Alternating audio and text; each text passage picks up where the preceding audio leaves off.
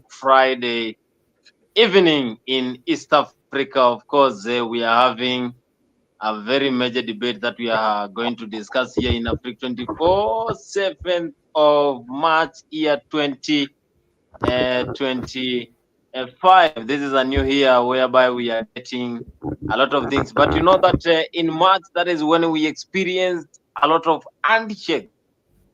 Now, this country today, we experience something that we have been used to, and now we are having this handshake that is between Raila Odinga and William Ruto, and that is what most of Kenyans expected after Raila was given that support by Ruto in the AU seat, whereby he lost it to the Djibouti candidate. So we are going to discuss all those, and of course, I have the best panelists here who are going to give their analysis when it comes to this handshake, and they're going to tell us more about what they think will happen after Raila and Ruto come together. Personally, I will also give my views and what I think, but I am still shocked because I could not imagine to see the Secretary General over there reading that MOU. Also, I could not imagine to see Ledamo Lekina over there. And also some of the close members of Raila really happened. And of course, Prime Cabinet Secretary was not present. Still, we are going to discuss the future of the Prime Cabinet Secretary because he abandoned his political party to join the government, and now he was not present during this handshake. We are going to discuss all those, but the main question is, why do you think this handshake happened? Now, I have Buru here.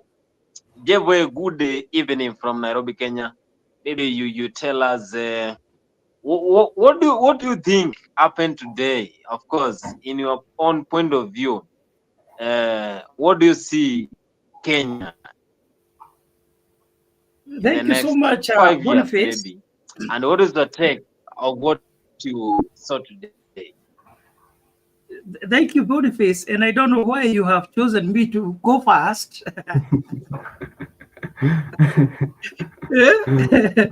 But let me say this. It's all about choice. And as we say, choices have consequences. What I would think is that, to me, that move wasn't very good for Raila Odinga, who is almost ending his political career.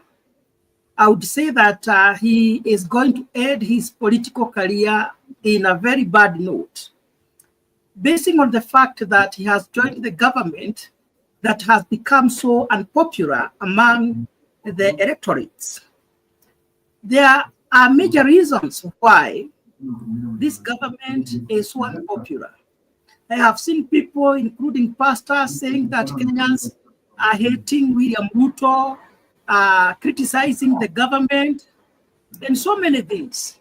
But the reason why Kenyans are doing that, it is because of the actions of the government of William Ruto. And the same mistake which Raila Odinga made in 2017 of joining Uhuru Kenyatta is the same mistake which he has repeated.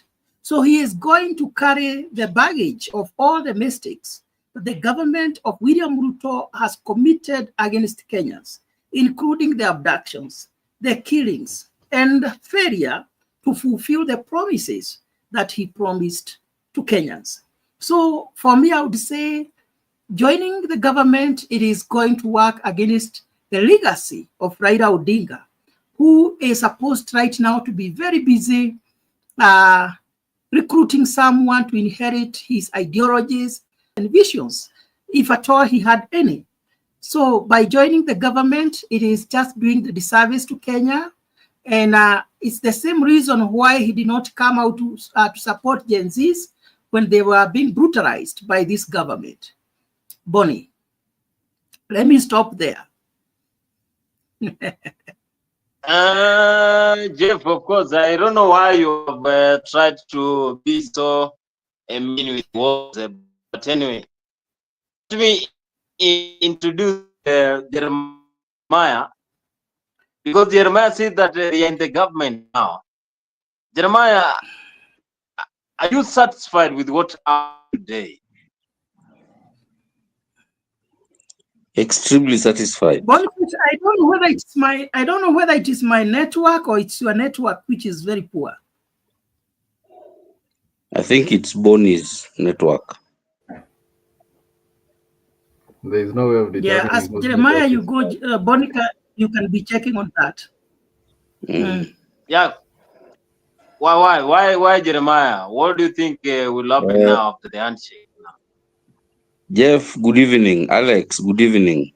And Bonnie. Good evening. Yes, sir. Good to see you, gentlemen. Apologies, the whole of last week I was away. I was traveling. Nilikuwa Dar es Salaam. For some reason, my Safaricom refused to work, so I was getting intermittent internet connection, so singeweza kujoin show, but I'm back. Na nimekaribishwa na shangwe. Karibu. Nimekaribishwa na shangwe na my party leader and his younger brother in what they did today. I'm extremely happy and I support what they did 100% for many reasons. But Mburu, I agree with what you say about the unpopularity of the Ruto administration. I cannot try to defend it or purport to say it's a good administration. Now, in politics, as in leadership, things are not static. Things are dynamic. Things change. And the purpose of this handshake is so that Raila can cleanse this Ruto administration, because the administration has done two bad things in the last 2 years. Does not mean they can change and do good things in the next 3 years. You should remember that Baba is the cleanser of dirty hands. Yeah. When Waiguru was almost being thrown under the bus with corruption, she went to Capitol Hill, she was cleansed. When people like other leaders were almost being killed, lynched by Kenyans, Baba cleansed them and they became clean. Now, the purpose of Baba joining hands with Ruto is so that he can cleanse Ruto. And cleansing him here means all of those wrongs that the Ruto administration has done because of the poor leadership, Raila has joined them so that they can correct that.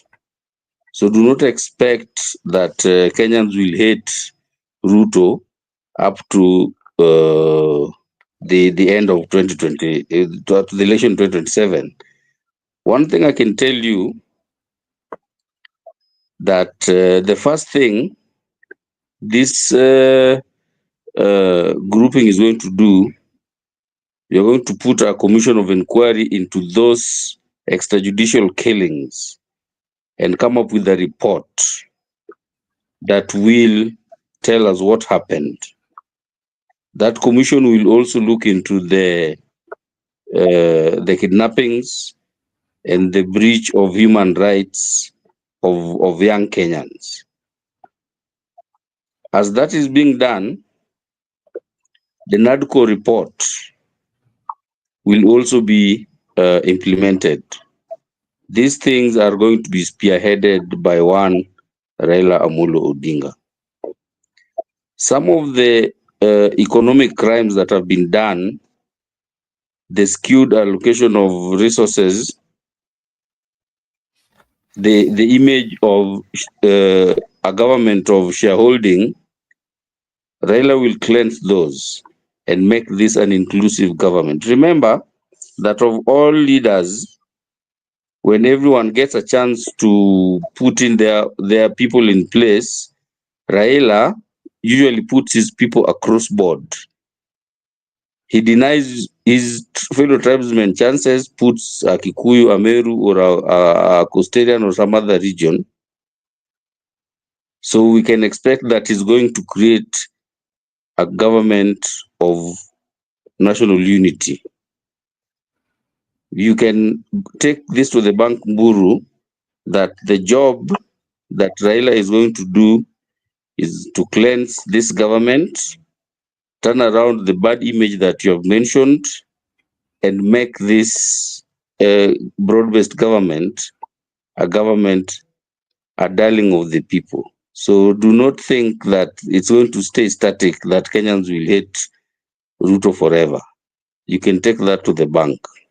So just because he has not joined a particular group, which he and me and millions of others like me who are Raila's support base, a group that we would not prefer him to join, because he hasn't joined that grouping does not mean he has done a mistake.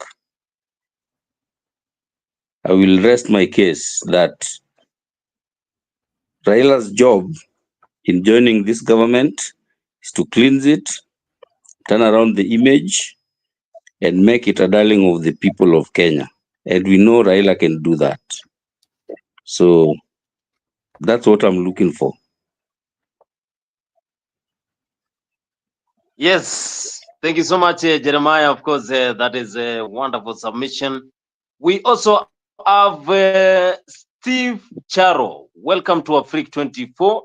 And you tell us your view about today's handshake, whereby we saw Raila Odinga joining the Kenya Kwanza government through this handshake, and also he signed in front of Kenyans that MOU.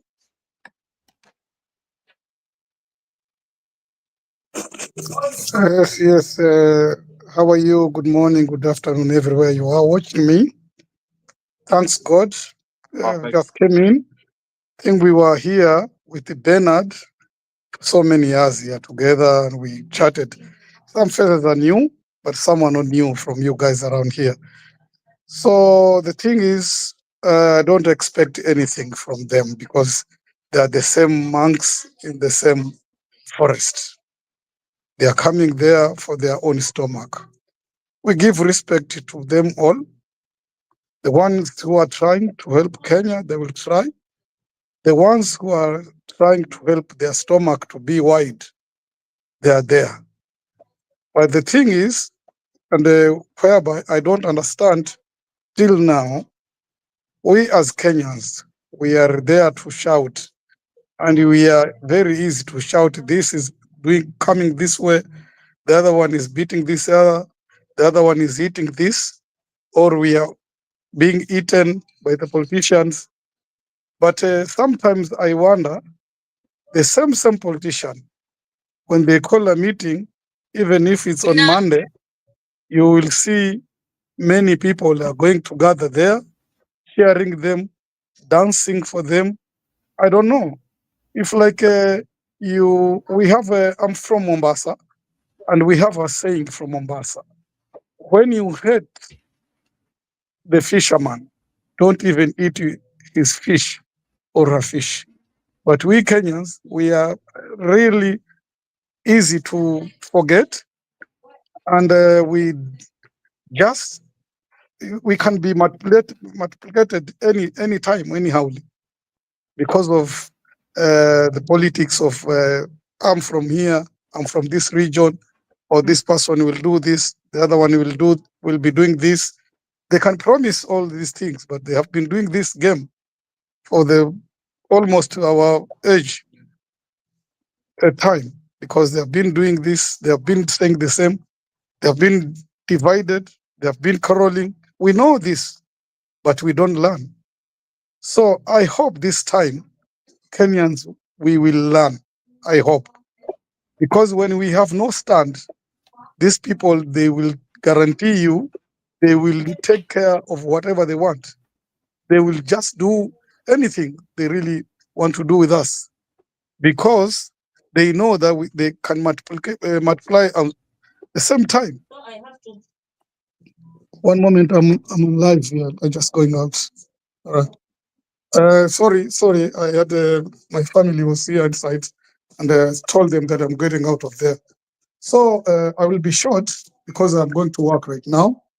But I'm really wondering for so many Kenyans, learned people, wherever they are graduates, they have everything, but they can be fooled in 2 minutes by the politicians. Because whatever Raila is doing, whatever Ruto is doing, whatever Gachagua will do, I don't want to go inside deep, but they did the same. After every time they are doing the same, they will come together. Sometimes they will misunderstand themselves. They come to the audience. They speak bad of the other. He is doing this. But if they are there eating, they will never speak. Even right now, whatever I hear from Gachagua, if he was still there, I think we couldn't hear it, what he's talking about. But now he has gone out there. He will talk a lot to convince Kenyans. So who is a fool and who is fooling who? So I wish at this point that Kenyans will wake up, and the Metula Blangata will work for themselves to see these people. Because you cannot change a monkey to a gorilla. It has only no tail, and it's a big one, but the tactics are the same. So I really wonder. And I don't know how I can put it, but right now, there is everything. And remember, the internet doesn't forget you. You will forget because you're quick in forgetting, but the internet does forget. If we want to see everything, what they did before, so that we can remember, we can see them. Wherever or whatever, whoever did this, we can still see them. But we are talking daylights, our eyes open, our brain sleeping. The same thing is when they wake up in the morning tomorrow and they call a meeting. I think even some of us here we're going to join them and sing and dance. Why? I know there's no job. We have nothing, but we have been nothing since that time. They'll come, they give you sweets, and then they will take whatever they want to take. We are not monks anymore. But this mindset, for a very few people, most of the 80% of we Kenyans, we are still being fooled with chocolates. Sorry to say that, because I'm a Kenyan too. Maybe I've been fooled with the chocolate, and they will still fool me. But if we have a group of set-minded, we have to throw these people, both of them, not Raila, those people who are there. And you will wonder, even in their own areas, they have never built anything. I saw it last time. There was a burial of one big person in my town. The body was brought by helicopter. But those people who went with small cars to the burial, I think when they tell you, you will wonder, there's somebody who was in the government for over 20 years, and still his home area, there is no even a path whereby you can just drive a car slowly. They have been eating and eating and eating, and they will still be eating if we are continuing to listen to these people, to dance. Oh, Raila was doing this, okay. Raila was doing this, they will do this, that is okay. So thank you very much. I will stop there. I give a chance to other person because I'm going out for a walk, and I hope to see you again next time. But we have been to this platform for over 3 years now. And I was there. I didn't have beards. Now even I grow gray hairs, and we're still being pressed. But we are still being pressed by these people. All right. I wish you the same. I wish you a good night, and we enjoy talking. I would like to hear about somebody else. Thank you very much for hosting me. Thank you. Perfect. Thank you so much, Steve Charo. We appreciate for your time that you have just come to talk to Kenyans over here. We are also joined by Jared. You welcome to Africa 24. But before I give Jared the opportunity to speak, I want to say we have also Benjamin, my good friend Benjamin. Karibu sana Benjamin to Africa 24 and give us your view about Raila Odinga and the Ruto handshake today. What is your view about it and what does it signify to the Kenyan politics? Yes. Good evening. Good evening, Benjamin. Hope mko salama wote. Tuko Sijui poa nikwambia Happy kabisa. New Year juu last time I was the year, ilikuwa last year. So nimekawia sana bila kujoin live. First Umenitupa sana. nilikuwa nataka kushare idea kidogo. And Bonnie, you remember very well almost vitu zenye nilisema about Raila before AU. Nilisema hapa Raila anaenda kujoin government, watu wakasema maybe nadanganya. Hizi vitu tunapatanga tu mwanya, alafu tunapata hizi information. So tena kuna mwanya yenye nataka kushare hapo. Raila anaenda kusimama 2027. Na hii hata hakuna mtu mwenye ajui. Raila anaenda kusimama 2027 as president. Hiyo naye atapeleka kwa bank. Sababu gani nasema hivyo? Raila wamediscuss na Ruto, wakasema Raila akisimama kura obvious hata kosa kitu kama 4 point something or 3 point something millions. Wamejua hii side ingine inakuja na certain waves. So wasipointerfere na hiyo waves, Ruto anaweza kupoteza kiti. They are focusing on 50+1.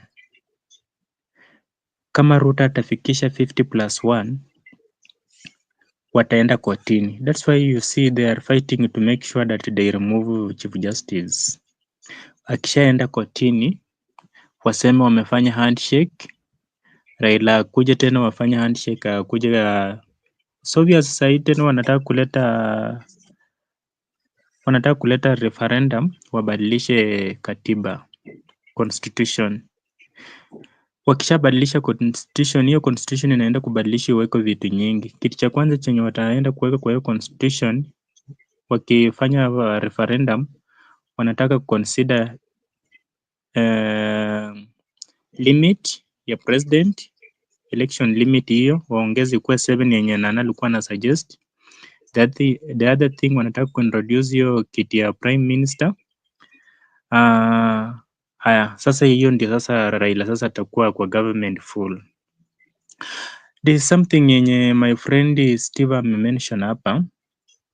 I think we are blaming this politician na sisi wenyewe ndio tuko na shida. Boni,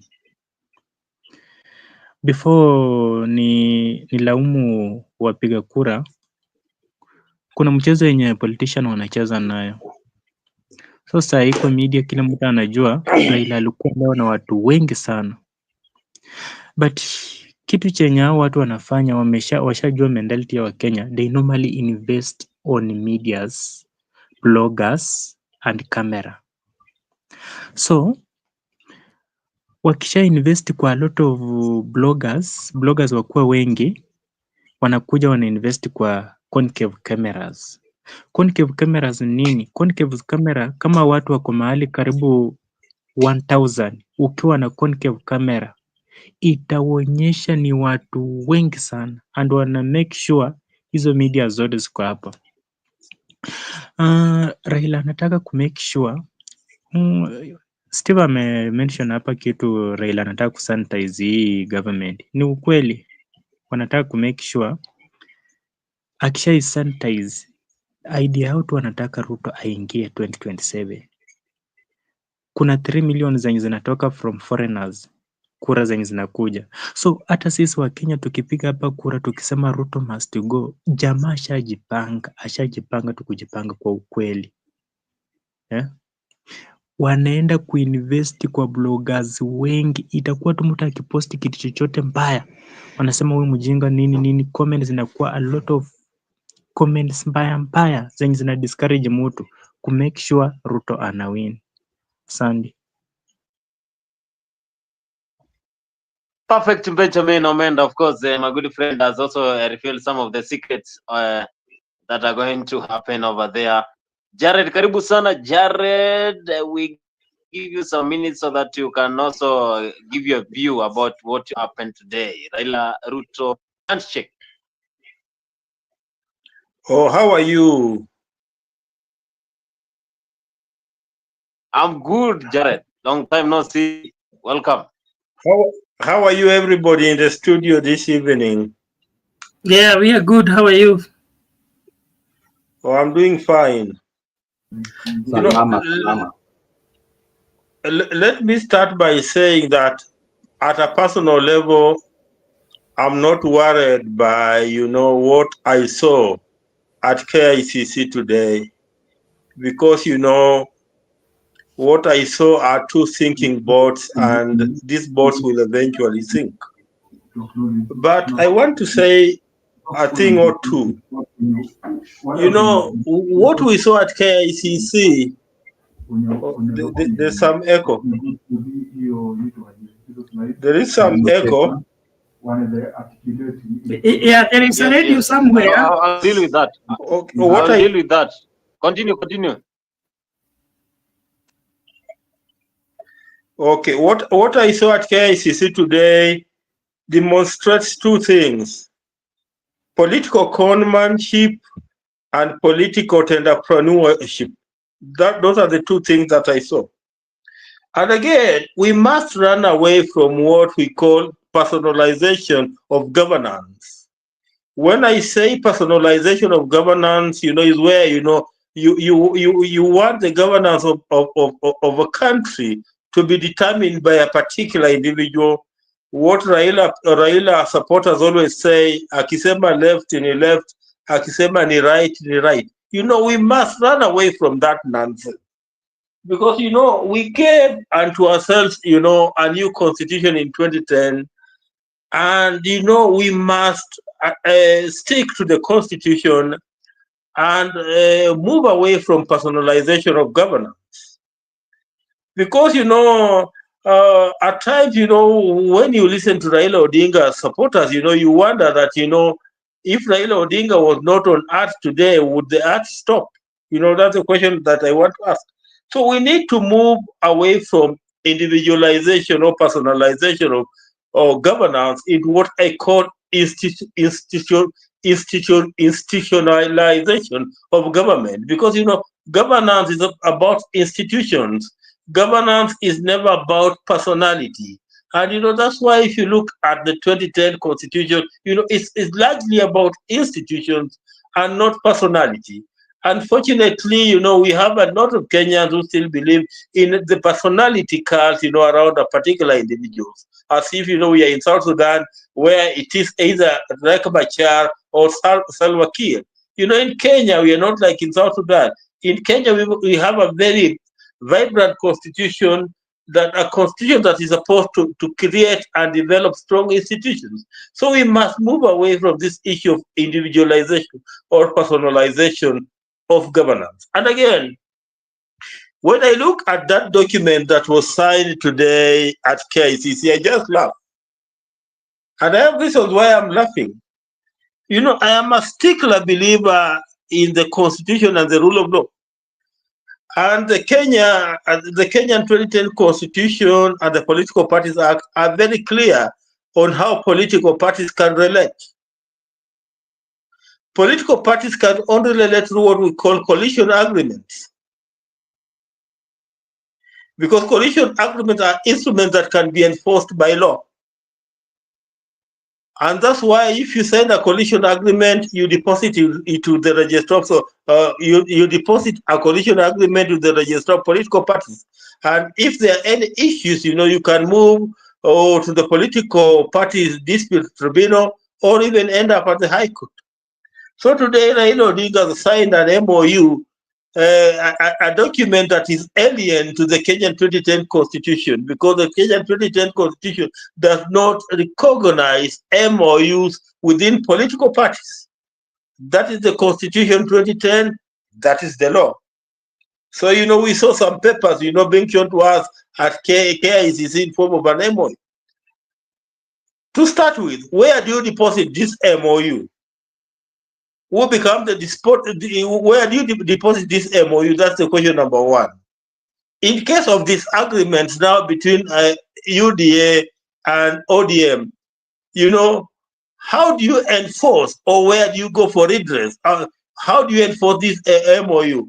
Or in case of disagreement between these political parties, where do you go for dispute resolution?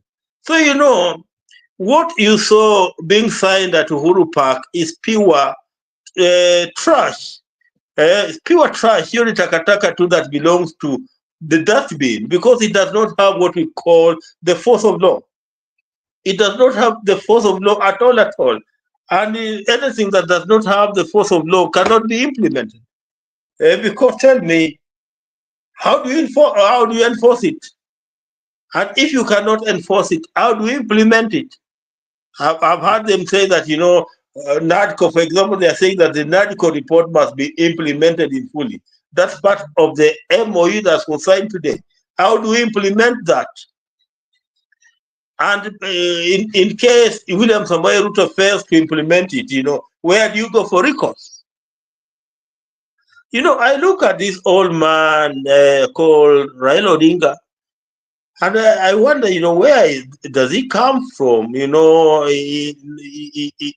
as far as his school of thought is concerned, because it makes me doubt, the brilliance that many people portray him to be. He does not appear to be as brilliant as many people would like him to look, because if you can sign such a piece of paper that does not have the force of law, and then you are taken round, then you're taken round, and today I heard William Ruto saying that I'm going to ensure that you are treated well. The treating of Raila well is not about benevolence of William Ruto.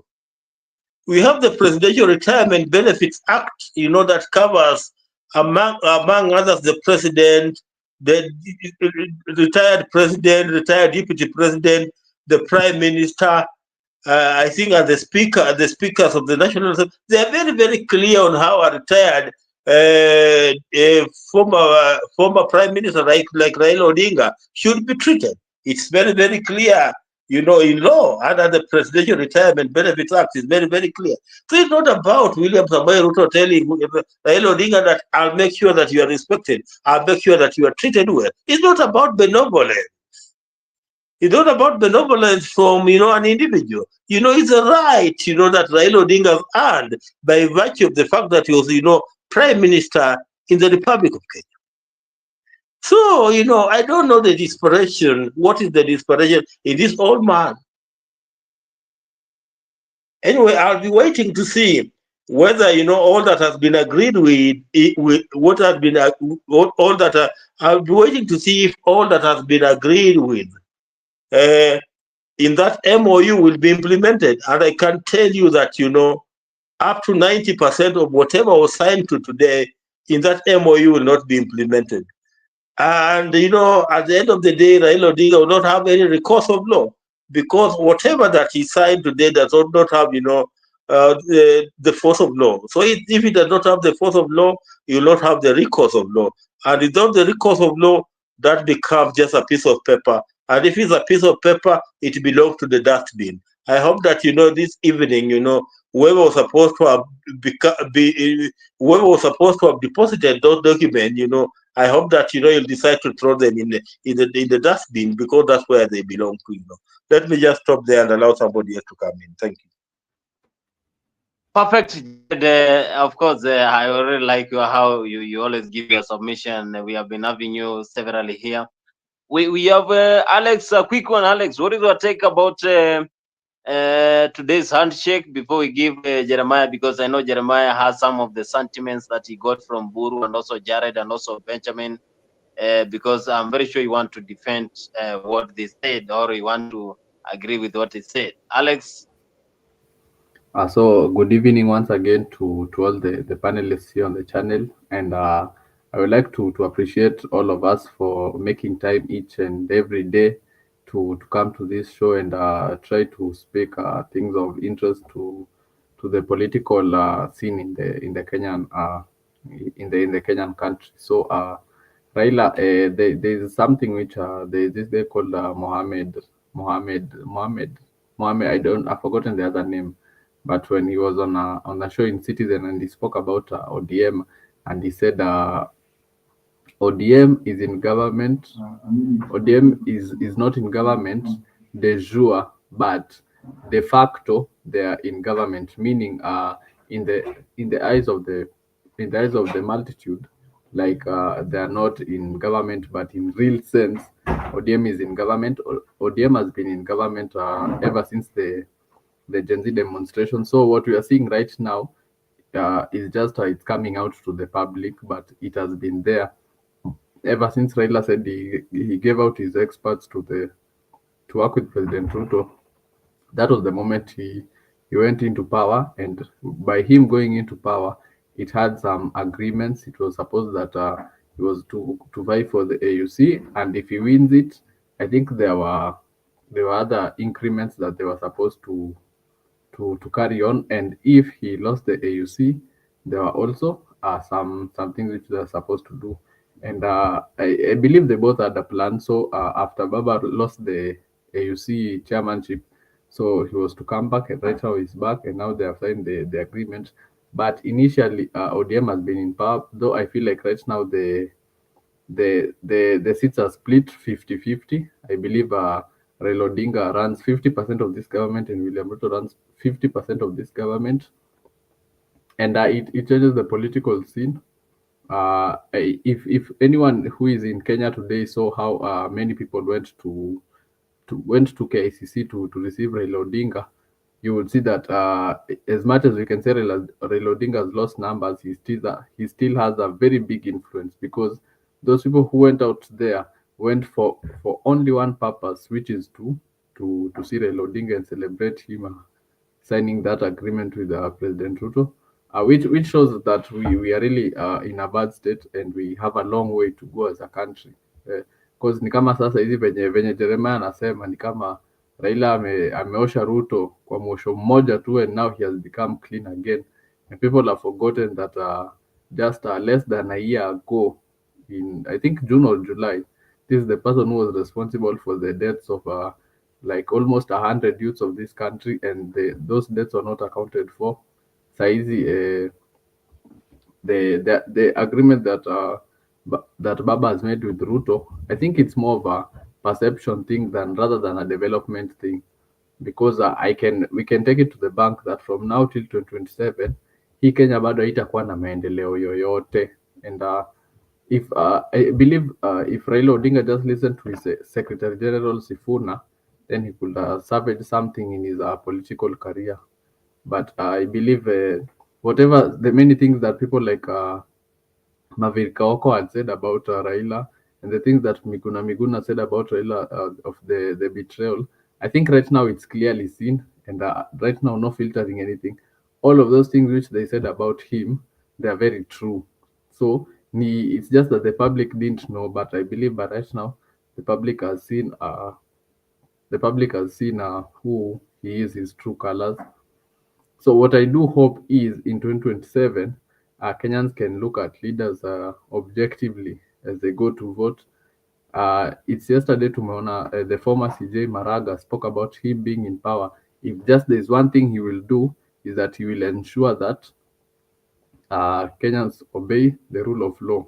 And imagine by doing that, he will do away with corruption. By him doing away with corruption, what would that mean? That would mean that we'll be able to collect the amount of money and ensure it is used for development. That's what we need to do, because kama it's juzi tu tumesikia hapo X, I don't know whether it's true or not, but 104 billion was lost and it's not being accounted for.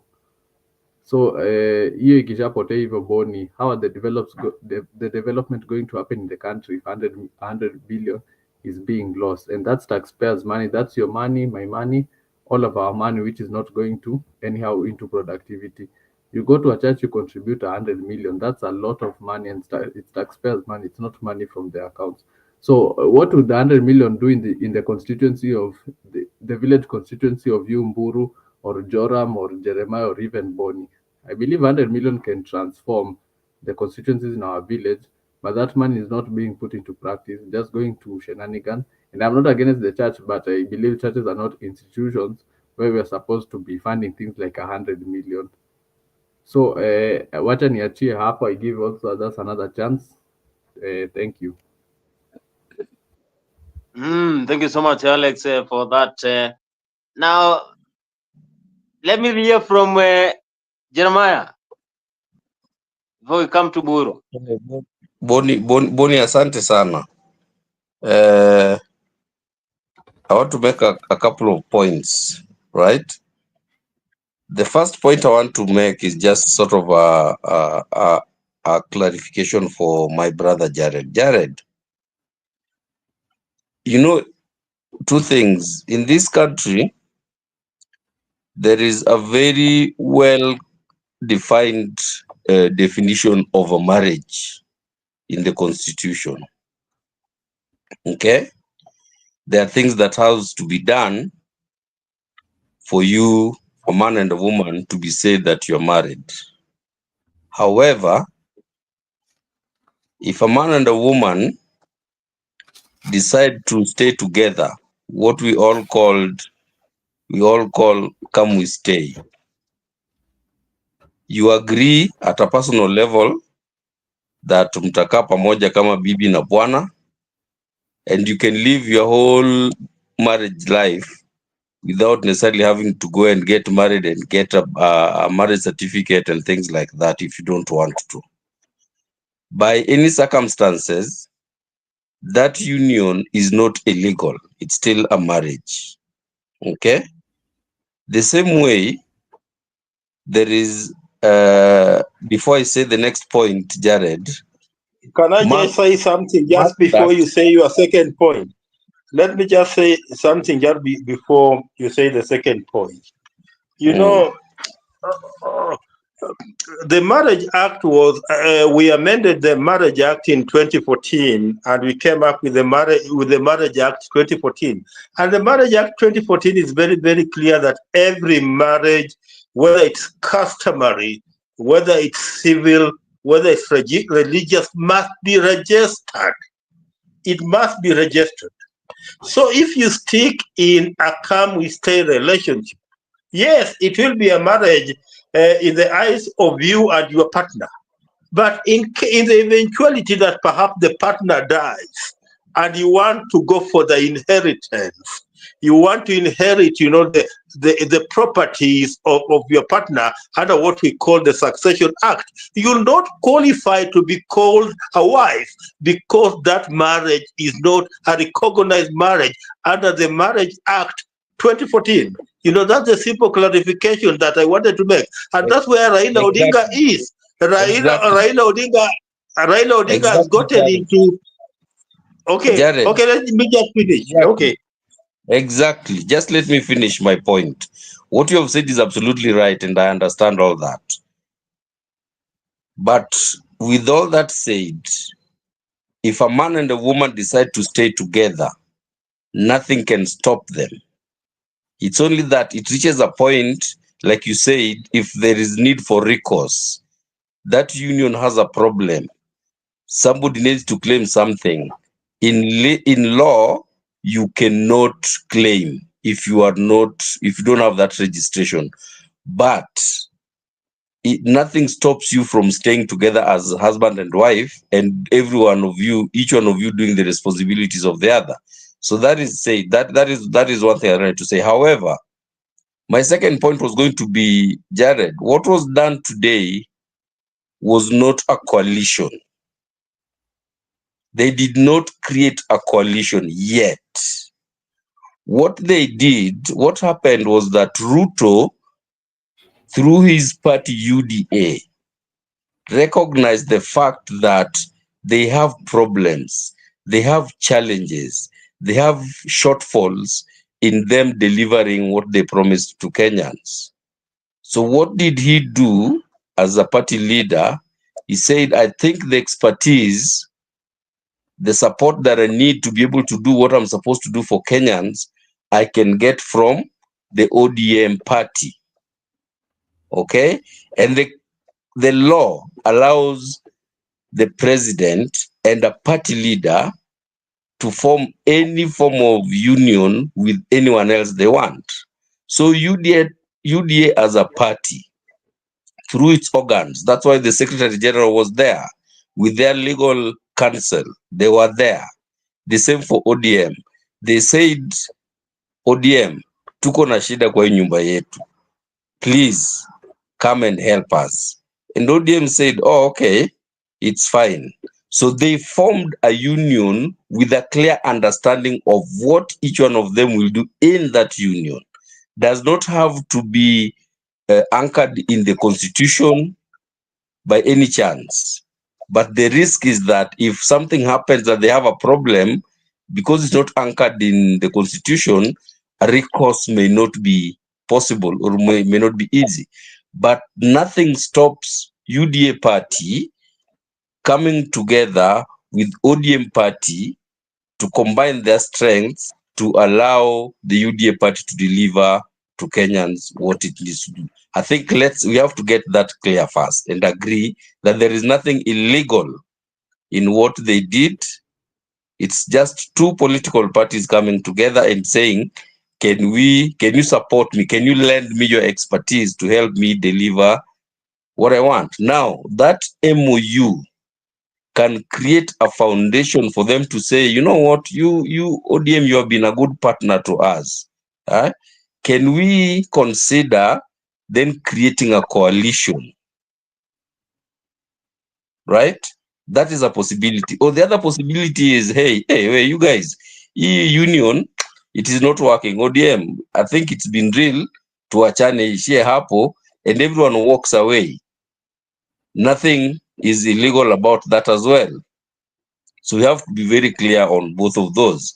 They have just come together to support each other, and each party brought its own organs to accept the other's invitation to work together.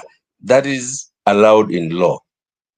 The other point is that the president has the discretion to make decisions in some matters, not all matters, in some matters, right? Especially when it touches on how he wants to deliver his mandate and his manifesto to the people of Kenya. If the president of Kenya feels like, I have a problem here, but I think former president of South Africa is somebody that can help me with this because of 1, 2, 3, 4 reasons, he can do that and bring that as an expert and see if there is compensation for that person's effort. How does that get entrenched into law so that this person is onboarded as a consultant, advisor, or whatever. That is what Ruto has done.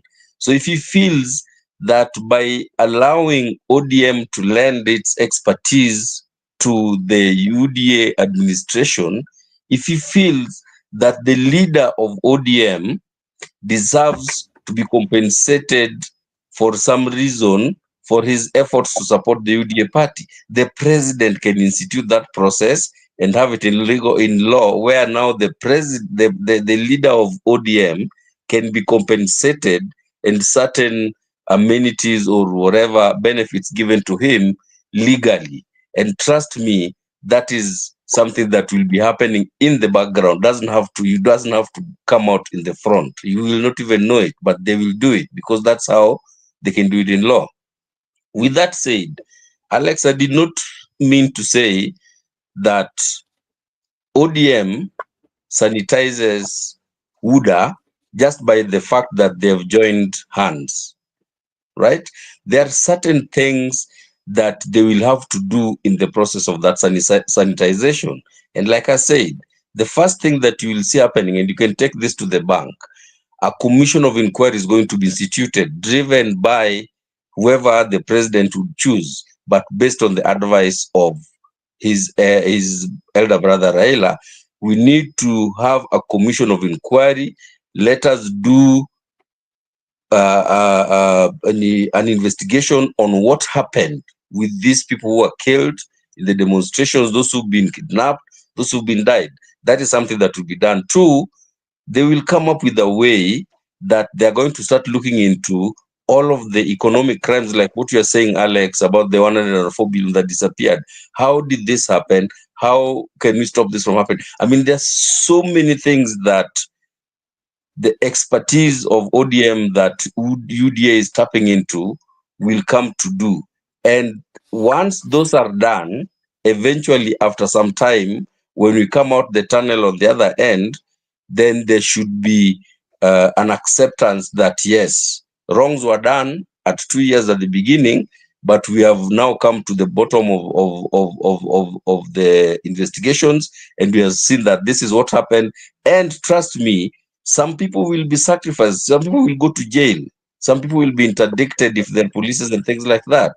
And we all know that if that is done, Kenyans will have the perception that things are working. Whether they're working or not, whether they're working or they're not working, that would probably be a different discussion. But Alex, what I meant when I say that they're sanitizing is not just because they have joined hands, now UDA is clean. No. There are things that they will demand of the government to do. The leader, the party in leadership, the ODM brigade will demand some things of them as the process of cleansing. Now, that is where inaitwa ile kizungumkuti, Jared, that brings us to the point. If ODM tells UDA that, you know, these youths were killed, there is not clear how this was done. We demand that let's put in a framework to do investigations and come up with a report so that Kenyans can know. And for example, UDA says, no, hapana, hatuwezi fanya kama kitu kama hiyo commission of inquiry, whatever you call it, we don't want it. Then they have a disagreement. Then that union can break up. And if it breaks out, anyone can walk out. They don't have to go and register anything at the political parties because this is not a coalition. So if ODM suggests something and UDA refuses to follow that, if they feel like it's strong enough for them to say, you know what, we came in to help you, to lend our expertise, but you're not listening to us, it's been real. Nyie endeleeni na kazi, sisi tunaenda this other direction. And there is nothing wrong with that. So I think that we have to put everything into context. However, what we should note is that, yes, the union, people are going to benefit. And believe me, even if it was UDA and whatever other party Wamunyoro is going to put, or whichever other formation, what watakula, regardless. So the fact that ODM watakula, because as a result of the union with UDA, tutapiga tukelele, but there's nothing you can do. They will eat regardless. Hata ukiwatoa ODM ulete wiper hapo, watakula. So somebody will eat somewhere, and that is just the nature of the reality of our times. So me, that's how I see it. Perfect, Jeremiah, for your submission. Of course, you responded to Jared. Now, Buru, it's your time now. I know you have listened to the speakers who have spoken before you just came.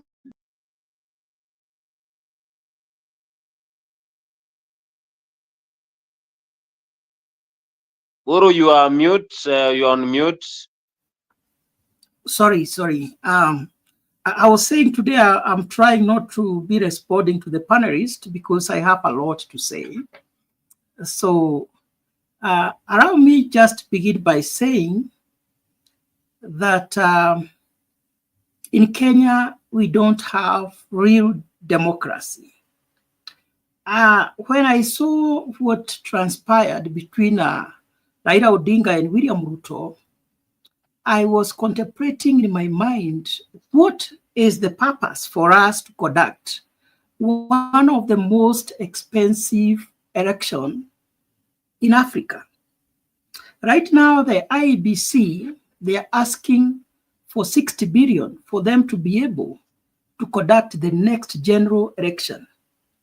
What is the purpose of doing all this if after going through that rigorous process, the winner and a loser come together, they shake hands, and they form the same government after spending billions of money in such an exercise. It means it's an exercise in futility. So there is no democracy, not because we don't have a good constitution, but because our leaders stand for nothing. If Raila Odinga has been standing for something, he would have been strong enough to fight for that which he believes in his heart, that this is what I stand for. This is the kind of Kenya that I am eager to see, and therefore, this is what I will stand for. We saw Raila Odinga join the Moi government through Handshake. He joined the Kibaki government through Handshake. He joined the Uhuru government through Handshake. Now he has joined the Ruto government through Handshake. When he is outside, he criticizes almost everything that the government does.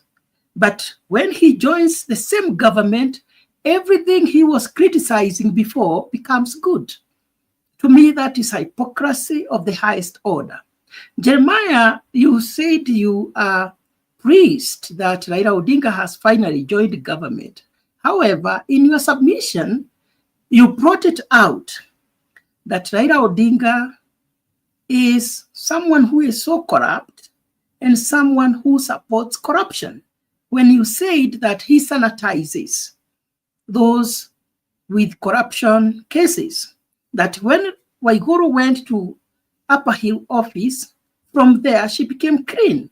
That is not kind of leadership that we want.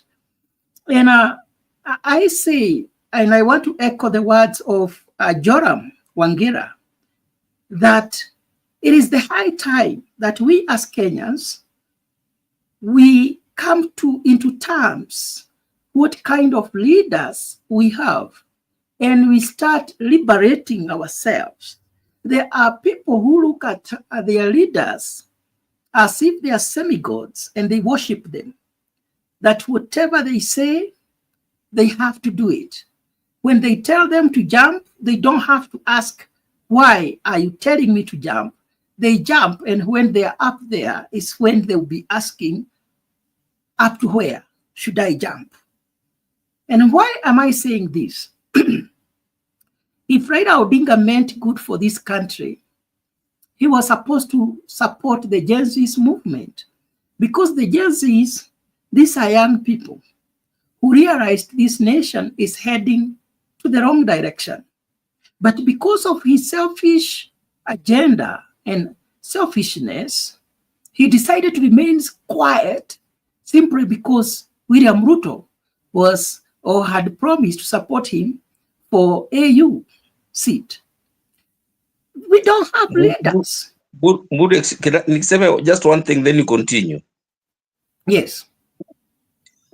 The Gen Z movement had a very, very serious Achilles heel. It was a double-edged sword for them. Tribeless, leaderless. How do you think Raila would go to support an entity as amorphous as that doesn't have a leader? Raila is an experienced statesman. He knows how governments run. He knows what it takes to make a country stable. He was not going to start and jump and start supporting these young kids who don't even have a leader. Unless those kids would have gone to him and told him, Baba, we want you to come and be our leader, or whoever else they want, then I would say what you're saying is correct. But there is no way Raila could have supported the entity of an amorphous body like the Gen Z that doesn't have a leader to then come in to lead the government. That movement, and somebody has said it before, somebody was trying to get into power through the back door, and we know who he was. When all this thing was happening, he was in Mombasa doing whatever he was doing, and Raila had that information and he knew. So, Apot, I just wanted to submit that, but you can continue. I want you to speak. I want you to speak without fear and mention the person, because you know, when you come to the show, you must be bold enough to say that which is in your heart and what you believe. The man was called Gachagua former vice president. So you see, that is the problem. Now you are coming out to defend Raila Odinga that he was not going to support the Gen Zs or even criticize the government when the government was killing them, when the government was abducting them. Yet all these years he has been saying that he has been fighting for good governance, of which these Gen Zs were fighting for good governance. So when you tell me, no, Jeremiah, when you tell me that Raila Odinga could not come out and even utter a word to tell the government, can't you see these are our children who are tired with the kind of governance that we have in Kenya? You know, that wasn't also, that's not the direction I wanted to take. And I also want to say it is hypocritical when I hear people right now, they are blaming Gachagua of sponsoring Gen Zs. Yet, Gachagua is not above the law. There are so many atrocities that happened. If there is anybody with concrete evidence that is true, Gachagua tried to overturn the government through Gen Zs. We know the procedures. He is not above the law. So those are just the excuses that the government is giving as the reason as to why they killed our children. Those Gen Zs are still there. And I know one day their voice will be heard. And this is what I said, that the hands of our president are tainted with the blood of the innocent. The hands of our president are tainted with the tears of Mama Bogas and Boda Bodas, who were deceived that they were going to form the government together with William Ruto. And when he acquired power, he forgot them totally. Out of 100%, he has only fulfilled 14% of the promises that he made to Kenyans. And this is now halfway to the end of his government. Hypocrisy. The leaders that we have today, they are selfish, including the Raila Odinga that so many people worship. He only criticized the government when he is outside. But when he joins the government becomes as white as snow. You know, he puts a blind eye. He does not see any wrong. He does not hear any wrong when he is the government. And Jeremiah, you cannot tell us that Raila Odinga is going to fix the wrongs in Ruto's government. It is not possible. You cannot be in the same bed with someone and you are asking who has made these bed sheets be dirty. So, Kenyans, we are doomed. And my prayer is that all those who know what is good governance, it is the high time we air out what we think and what we feel, and we should know that we are on our own.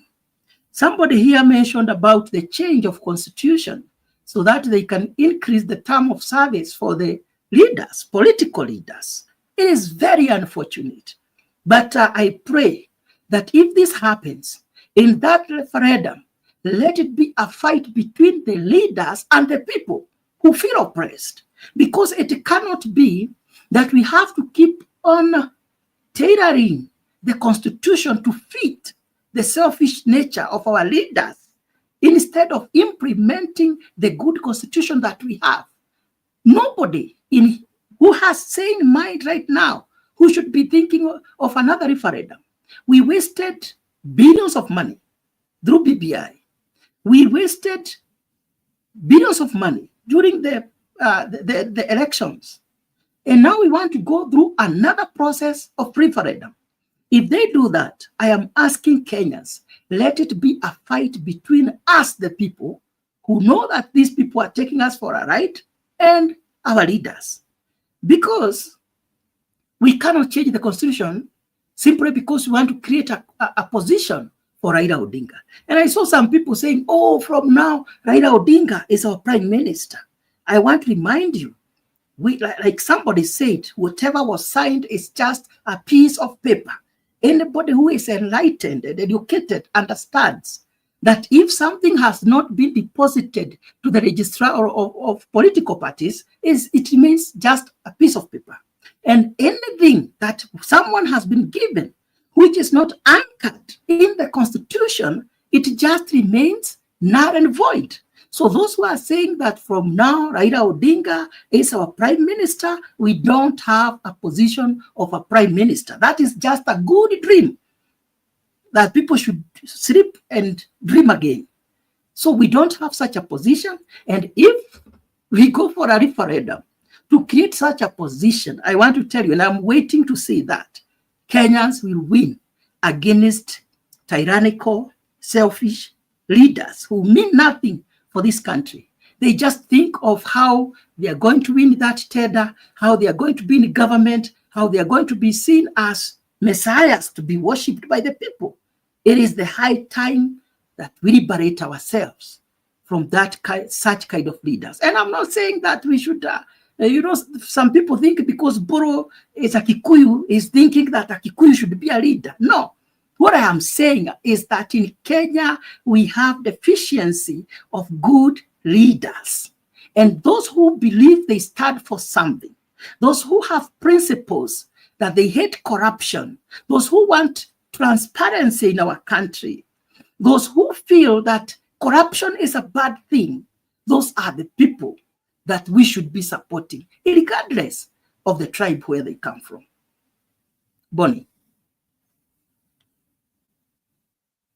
Yes, that is a wise submission from Buru. Of course, he is slamming the government, of course. Jared, I know you have listened to Buru and also Jeremiah over here. I want to give you this chance so that you can also weigh on what they said and also add on some of the words. Thank you very much, my brother. While listening to Jeremiah, I sympathize with my mother country, and I say that, I cry for my beloved country, because Jeremiah belongs to a group that have individualized governance in Kenya. So to them, governance equals Raila Amolo Odinga. To Jeremiah, governance of the Republic of Kenya equals Raila Odinga, nothing else. And again, when I listen to him, and he is now blaming Rigathi Gachagua for having wanted to overthrow the government, and I wonder, am I living in a country that is governed under the rule of law?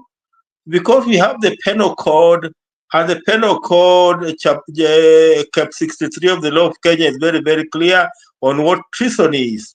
So if there is anybody who has evidence that Rigathi Gachagua tried to overthrow the government of Kenya, then this person should be helping the police and the DPP to see that Rigathi Gachagua is arraigned before the court of law and charged accordingly. So, coming here and shouting and blaming Rigathi Gachagua for, what is not the real case, does not help this country in any way.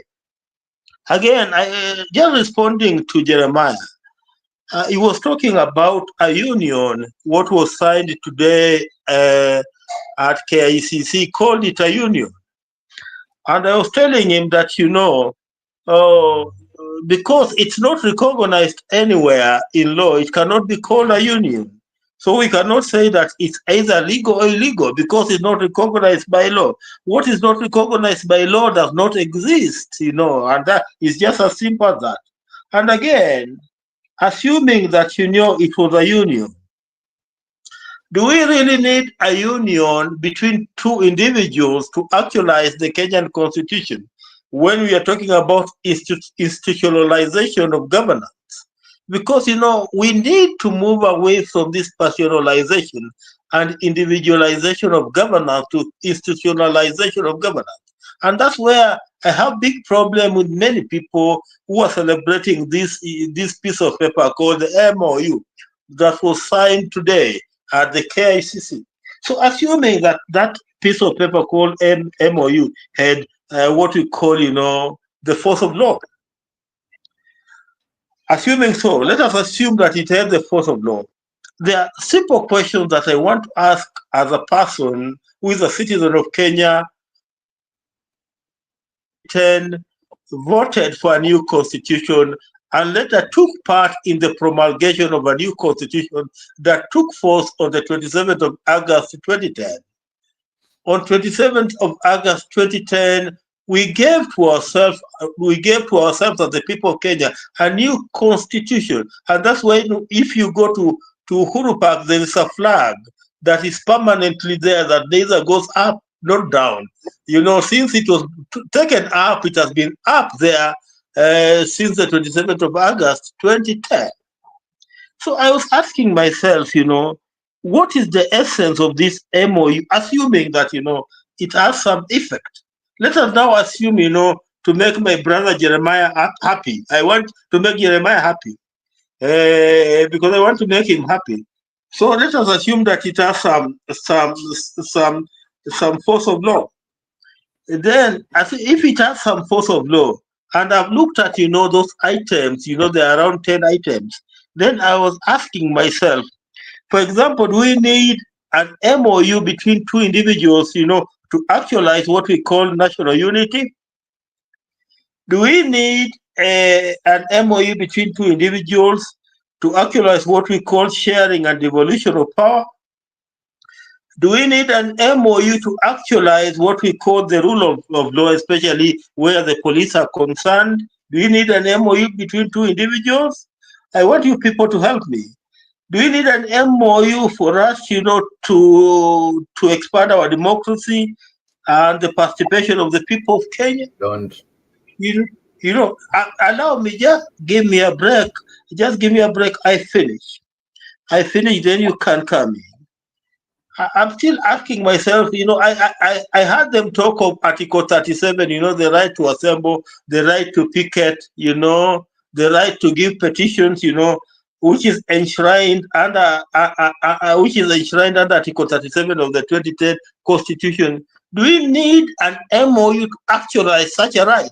This is a Bill of Rights for the people of Kenya. And, you know, a right is a right that is, you get individual. It's your right, it's your individual right given to you by God. The right for you to demonstrate, the right for you to picket, you know, is a right that is given to you by God, not even by the Constitution. So do you need an MOU between Raila Odinga and William Ruto for you to start exercising a right that you are given by the Almighty God? You know, these are the questions that we need to ask ourselves. Do we need an MOU for the people of Kenya to start enjoying what we call human dignity? You know, these are questions that we need to be asking. Do we need an MOU for people of Kenya to enjoy social justice? These are some of the things I'm asking myself. Do we need an MOU for people of Kenya to enjoy their human rights? You know how William Ruto's government violated the rights of the people of Kenya. We have just been discussing that, you know, in 2023, they killed 70 young people. Last year, they killed 61 young people. That goes against, you know, the human rights, you know, the rights of a person, you know, to live. You know, people, you know, were denied an opportunity to live. And, you know, so we ask ourselves, do we need an MOU between two people for people to start enjoying their human rights? Do we need an MOU between two people for Kenya to enjoy good governance? Do we need an MOU for Kenya to enjoy what we call good integrity? Do we need an MOU for Kenya to enjoy what we call transparency and accountability in governance? Do we need an MOU for Kenya to attain what we call sustainable development? You know, these are questions that we need to ask ourselves. Assuming that MOU is an iota of, you know, the force of law.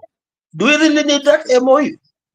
Where I stand as Jared Joram Wangira, I believe the only thing that we need to do as the people of Kenya is to ensure that, you know, our Constitution 2010 is implemented to the letter.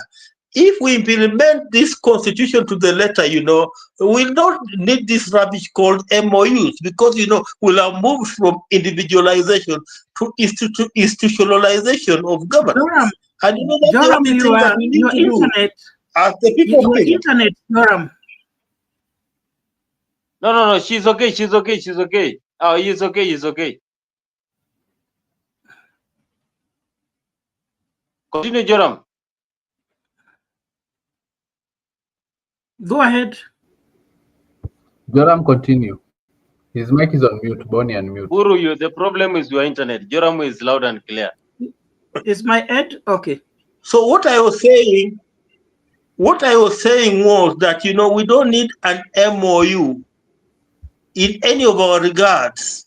The only thing that we need as the people of Kenya is to actualize our Kenyan 2010 constitution. If we actualize, our Kenya 2010 constitution as the people of Kenya, we will be at a good place. Where in the world do you hear, people, in real democracies, we have real democracies, like we have real democracy. For example, India is the largest democracy. Where do you hear, the loser, signing an MOU with the winner for purposes of, achieving, what is provided for in the Constitution? In the US, where do you hear that, the loser signs an MOU with the winner for purposes of actualizing the Constitution? We must ensure that the Constitution remains supreme. But, in Kenya, where we stand, it is Raila Odinga and William Ruto who seem to be supreme. The Constitution of Kenya does not seem to be supreme. The people who seem to be supreme are Raila Odinga and William Ruto. And that's where we need to run away from. We need to run away from that thinking and ensure that, the Kenyan 2010 Constitution becomes supreme. The day the Kenyan 2010 Constitution will become supreme, then we will have won this war of individualization of governance in the Republic of Kenya. Let me just stop there and allow somebody else to come in. Thank you. Perfect, Jared. Of course, he responded to Jeremiah. Yes, Jeremiah, you listen to what Jared said, of course. Maybe you want to respond to him or clarify. Thank you for giving me right of reply before. I think Alex also needs to speak, but let me just respond to Jared before Alex continues. Jared, all of those questions you've asked me, the answer to all of them would be no.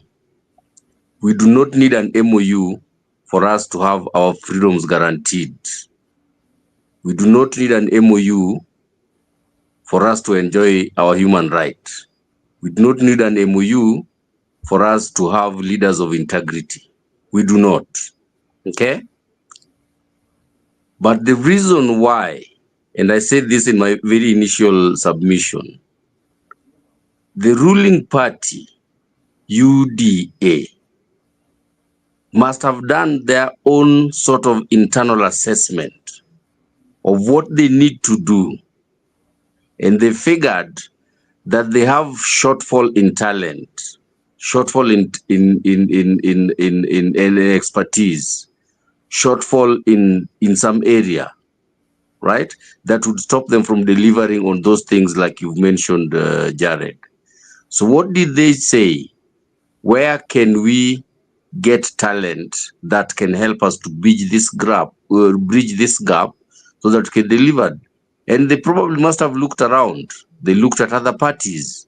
They didn't see that expertise and talent in any of the other parties, but they saw it in ODM. So UDA, as the ruling party, reached out to where they think their help could come from and said, guys, we need you to come and help us do 1, 2, 3, 4. Would you guys be willing? And apparently ODM probably said yes, right? Then they said, fine, we were going to help you, but let's lay a foundation of this union. It is legal to the extent of the two parties relating. They had their legal counsel present. They had their secretaries general present. And they mentioned both Omar and Sifuna said that the validation of that document was taken through their internal party organs, and the parties endorsed and gave their leaders both Raila and Ruto, they go ahead to execute that. So to the extent of how the two of them will relate, that MOU is a valid legal document between the two of them. So to answer your question, no, we don't need an MOU for this. But the reason for that MOU was that UDA saw a shortfall. They had some challenges. They reached out to somebody who can help them. But then that person who can help them agreed. But then they said, let's lay some groundwork. Let's put some similarity of a framework of how we're going to work. And that's what that was. Now, what happens post that is something maybe the party leaders know, or maybe the parties know internally. But as we speak currently, Jared, those two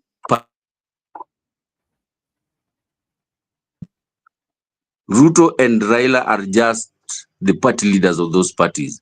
But the MOU was not between Raila and Ruto. The MOU was between UDA and ODM. The extent of how well that MOU will work or how well it will fail, none of us can predict now. Probably only God knows.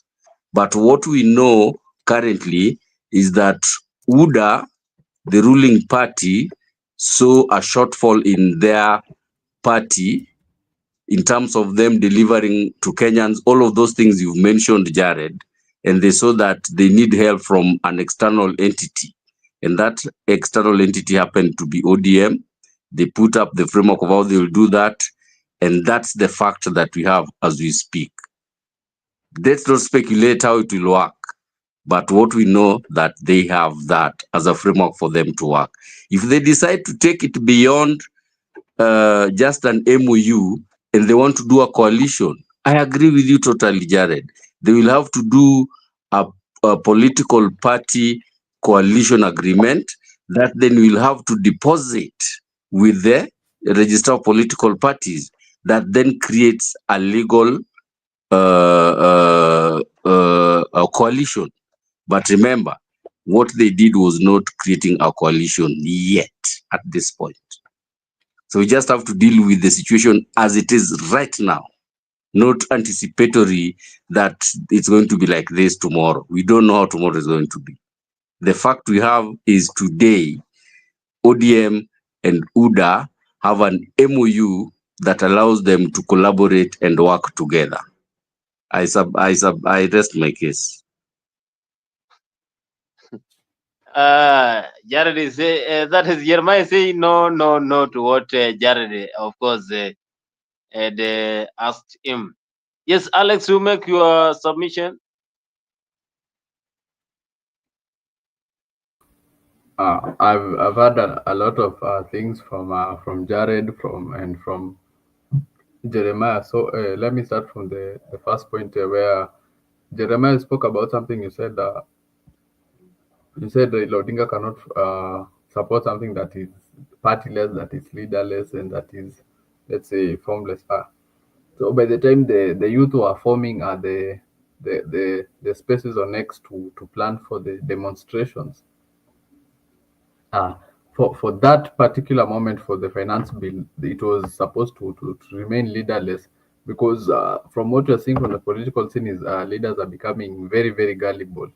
So that's why they opted for it to be leaderless. And also by the time, if we go back, I don't know whether Bonnie can get that clip. There is this girl who went viral during the first protest. I think her name was Anini Baraza. She spoke about something and she was saying, Agwambo, we saw your struggles. Now let us go to the streets. Agwambo, you just stay at home. That's what they just needed. They didn't need Agwambo to support. They just needed him not to interfere, to let them go to the streets and exercise their right, which is guaranteed in the Constitution and Article 37. Hence his silence. Hence his silence. Thank you, Alex. Yeah, but from what we have seen, let's look at this thing a bit objectively. If just and I don't know who are the people advising Raila, because if just Raila aligned with the demonstrations of the youth, maybe by now Ruto would have resigned or could have been ousted from office from what we saw in Bangladesh, and maybe Raila would be the one who is in power. But again, from what we always see from Raila every time is he ends up making the wrong decision. And even if right now, let's say we are speaking about, let's say the coalition government, this or that, in 2022, Raila and his people, they liaised with the previous regime, the one for Uhuru Kenyatta. And that is a regime which Kenyans were very angry at, and they wanted to send it home because we saw there was embezzlement of funds, and we also saw that there was a hike in the prices of things. In that time of Uhuru ndio tuliona bei ya mkate ilipanda, bei ya maziwa ilipanda from 50 to 60, 65. And so Kenyans were very bitter and angry at the government, and they wanted to send it at home. And on the other hand, President Ruto was busy addressing these issues. And as we always see every time now and then, the people of the mountain hate betrayal. So they hate that the fact that Uhuru betrayed Ruto. So right now, Jeremiah, ODM is making the same mistake again, and they're expecting different results. They're choosing to liaise with this regime that Kenyans are very bitter, Kenyans are very angry at, and they wanted to send it home. Then it will reach to 27, and then they will lose the election. Then they will start wondering, where did we go wrong? So they should stop doing the same mistakes and just choose to do things a bit different. They have a good Secretary General, Sifuna, and Sifuna just tackles things objectively, and that's what I think ODM should be doing. Just follow what Sifuna is saying, Sifuna is doing. They will be at the right path.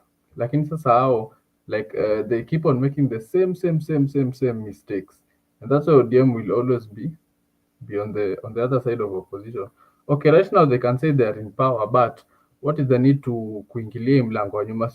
You should just go and get the jugular, go and get the piece of the cake itself, and when you do it, upate hapo, just make sure you do away with corruption, because the president is making it seem as if leading this country is a very difficult task. It's not very hard to lead this country. It's not very hard as President Ruto is just making it to look like. So sitaki niseme mengi. Back to you, Boni. Yes, Buru, of course, I want you to just respond, then I have some of the clips of today. We shall wait on them. Yeah, I hope you can hear me clearly, Bonnie. Yeah, loud and clear. Yes, I remember the Gen Zs told Raila Odinga to stay at home so that they may do demonstrations. But that does not justify him keeping quiet when they were being crushed by the government. They did not tell Raila Odinga, don't talk when we are being killed. They did not tell Raila Odinga not to talk when they were being abducted. Someone has said that we lost 70 young people in 2023 and another 61 in 2024. I think it was Joram. Those young people, they might have violated the law in one way or the other. What they required from the elders is guidance, is good counsel, is direction, not death. Any leader who cares for the nation cannot dare to kill even a single person because of political power. When you are killing someone's child, you are telling us that you are better than that person. Your life is better than that of that person because you are a president or because you are a leader in any position. You're also telling us that your children are special than the children of the poor, those who are going out on the street because maybe they can't feed themselves because of jobs that they don't have. Yet it is the government which is supposed to create jobs for these people. So let nobody try to justify the reason why Raila Odinga had to be quiet when those evils were happening. And as I said, if we're going to be spending billions of money, then after that we go through violence, people die. Then after that we form a government of handshake. there is no need of using all that money. We can only be having elections for the members of parliament, the senators, and governors. Then they go and sit down and agree who is going to be the president of Kenya. Raila Odinga, the reason why I myself don't support his politics is because I see a lot of selfishness, not because I hate him. I don't hate him. He has the ability of changing the governance. If he has been principled, if he has been able to stand his ground, today he would be the president of Kenya. But because of not being principled and because of believing he must be in government at whatever cost, that is why he has never become the leader in this nation. That is why he formed a coalition with Moi, a coalition with Kibaki, a coalition with Uhuru, a coalition now with Ruto, and a coalition maybe with the next government. If you are a leader and you believe in something and you have an ideology and you have an idea that you want to implement, you stand principled in what you believe. So I wanted to say this. I've been studying the politics of Raila Odinga. And that is why Ruto said, don't worry, during the demonstrations. He said, I know where these demonstrations will end. And Raila Odinga also said, I also know William Ruto. These people, the reason why I said I don't support the politics of Raila Odinga is because he creates a challenge after he loses an election. He makes sure that the country becomes ungovernable. He creates a problem. People die. They confront with the government. They have a serious confrontation. The economy paralyzes. Then he enters into a table of negotiation to solve the same problem that he created. Now he comes as a messiah, as a savior. I have come to save you because you are having economical challenges, you're having this and that problem. Yet it is his own creation and those that support him. And that is one of the reasons why myself, I don't support his leadership. Today, he is sitting on the same table with William Ruto. The big question that I want Kenyans to be asking themselves, what will happen to those whose children were killed in demonstrations because they believed that Raila Odinga was fighting for them, that Raila Odinga was fighting for the economy of the country, for development, for good governance? What will happen to them?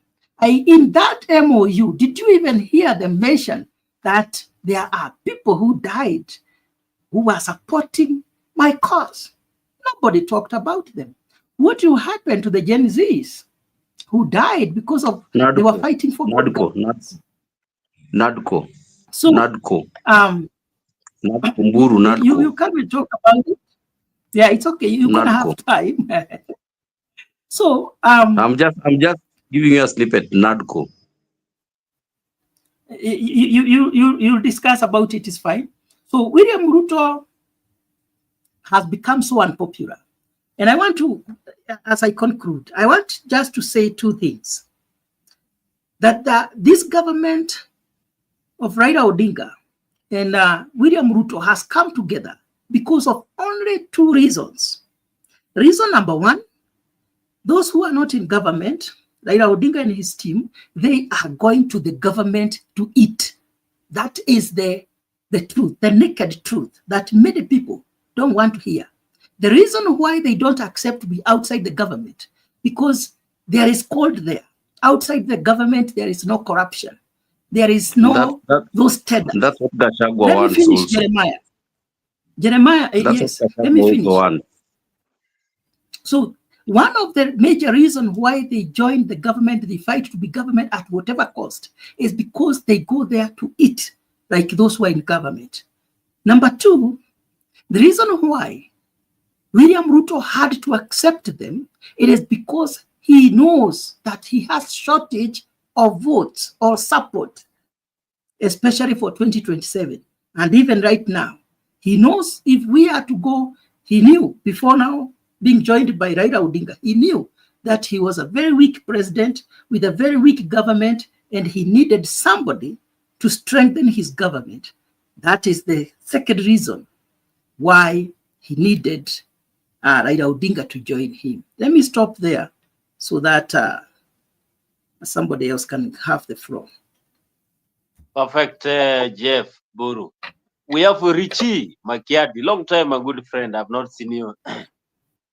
Welcome to Africa 24. Of course, you give us your view about the Ruto Raila handshake and how does this one now impact our country in terms of developments? Yeah. Or what do you think about the handshake that happened today? Yeah, thank you. Can you hear me? Loud and clear. All right. Thank you so much, my brother Bon. Let me say hi to all of you. Long time no see. I see Jeff Mburu ameniekea cutting. Lakini ni sawa sawa tu. I know he will hear what I'm about to say. Let me start. Niko na point kadhaa ninataka kumake across and I don't know where I should begin. You have time. Richie, you have time. We have missed you here for long since last year. Yes, but I normally listen in the background, so naendeleaga kusikiza kitu inaendelea hapa. So let me start here.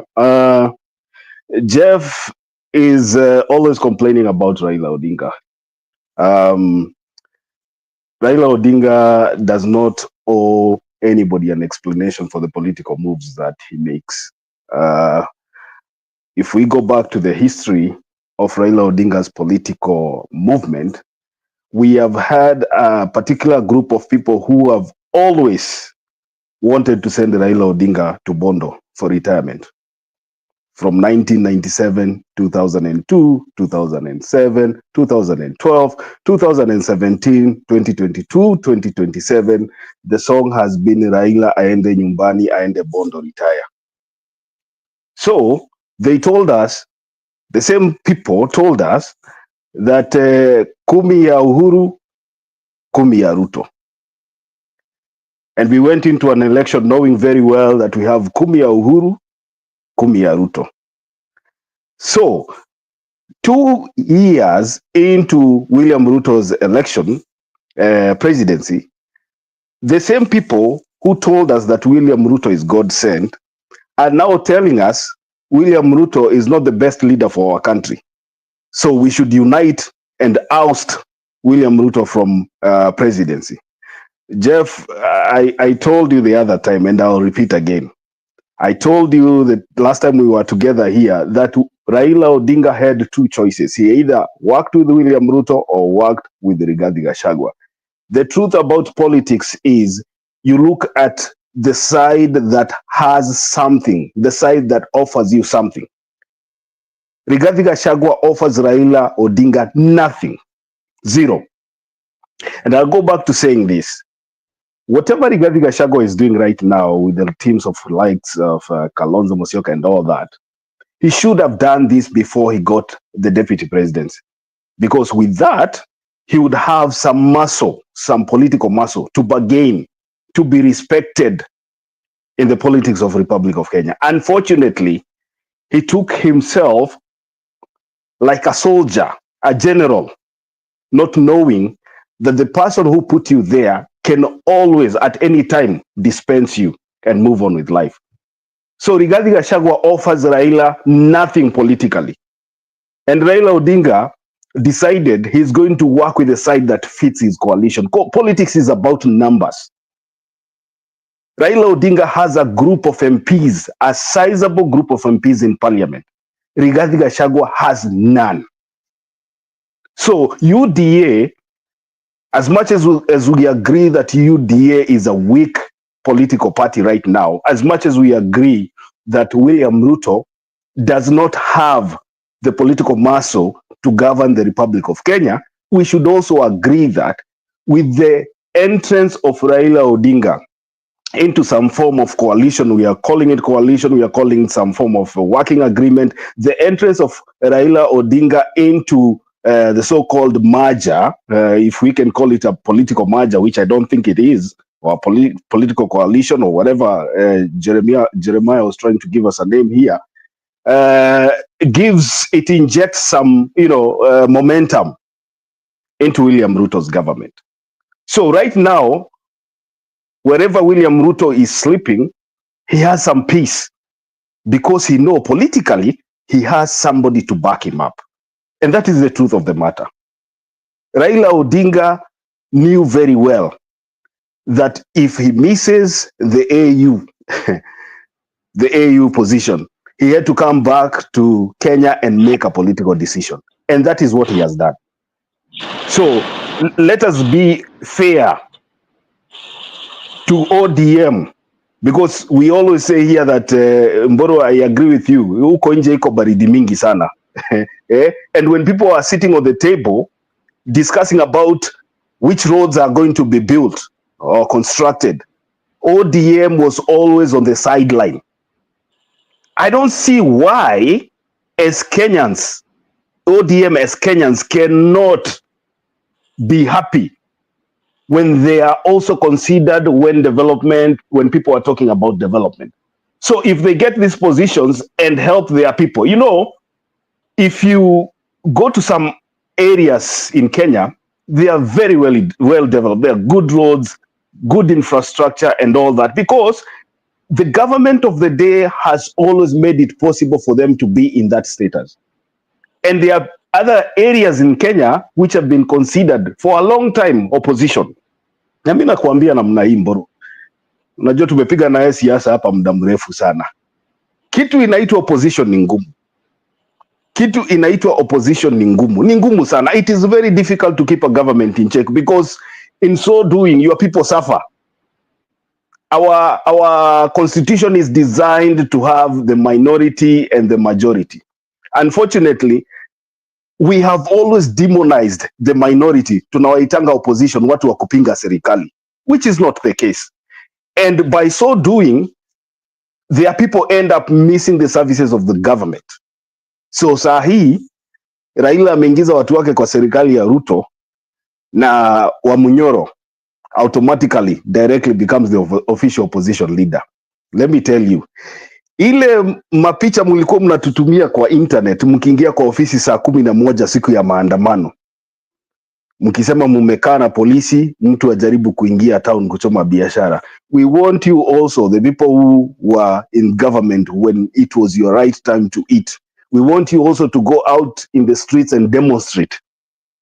Go out there, mwende mpigane na polisi, mwende mpige polisi mawe, ndio mjue what it means for democracy. We cannot be a people who only shout for democracy, out for democracy when it fits us.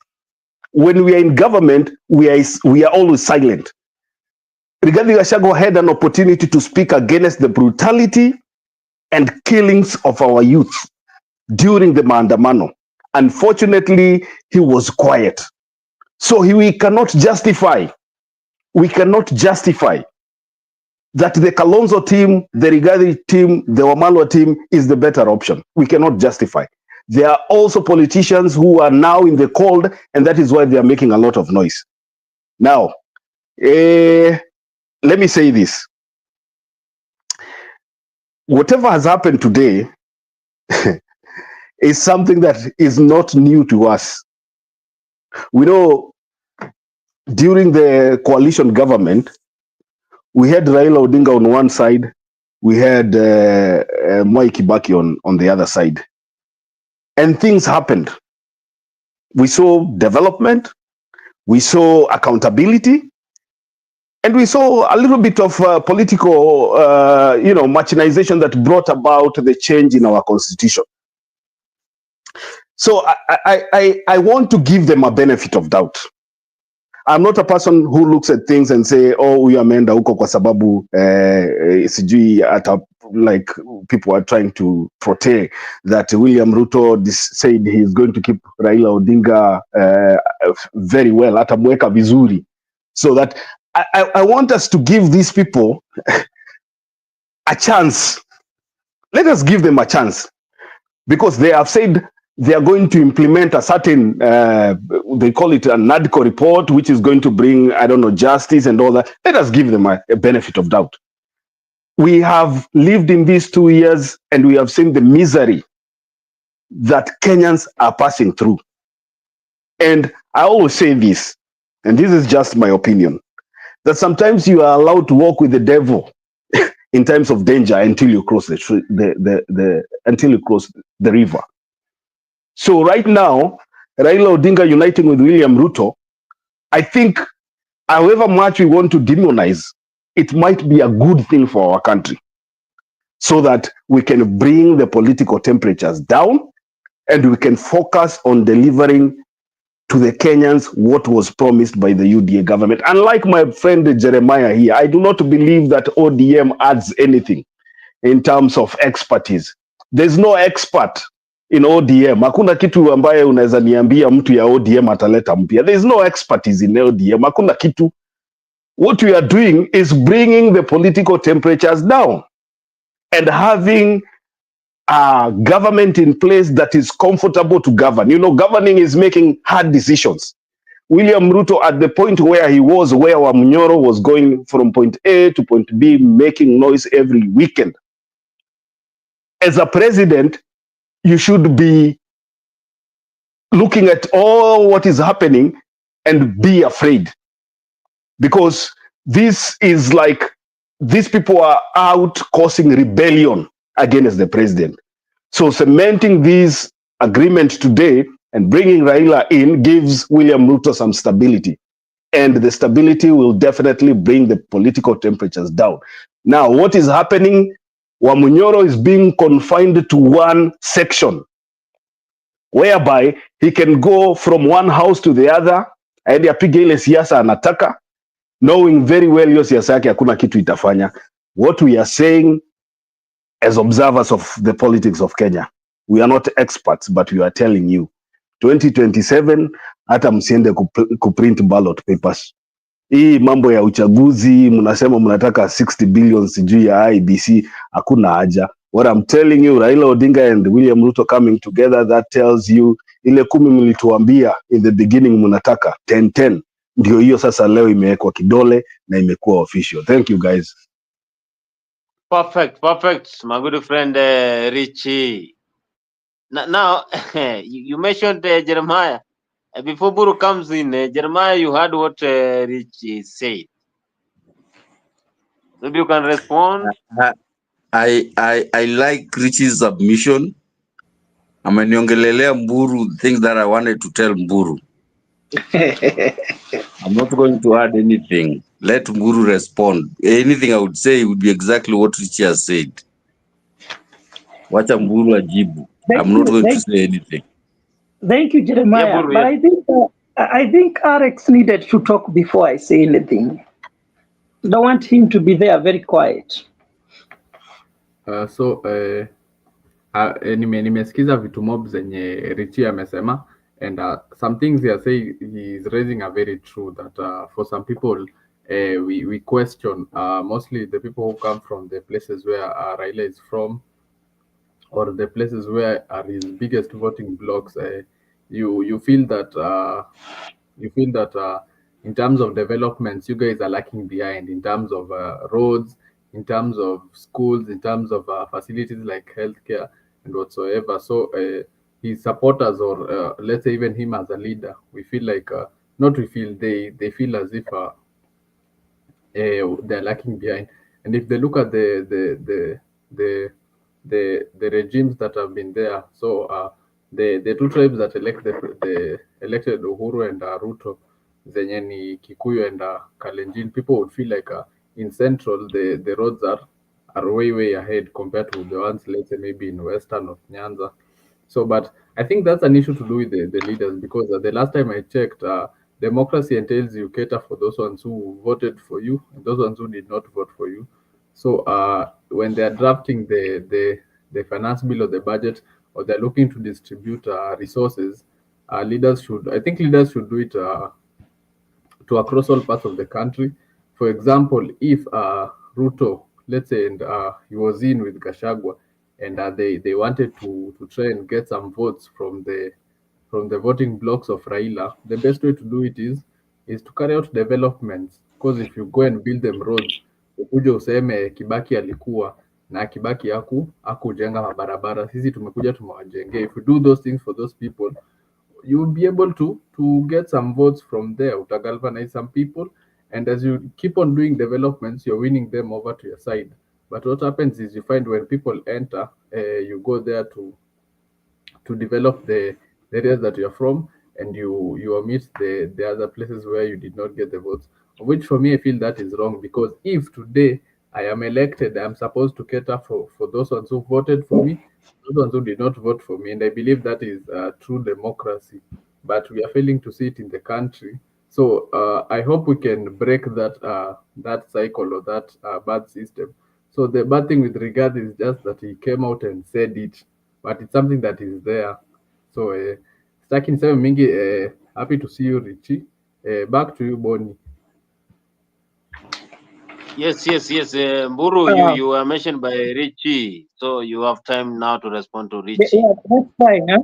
Before I'll start with Jeremiah.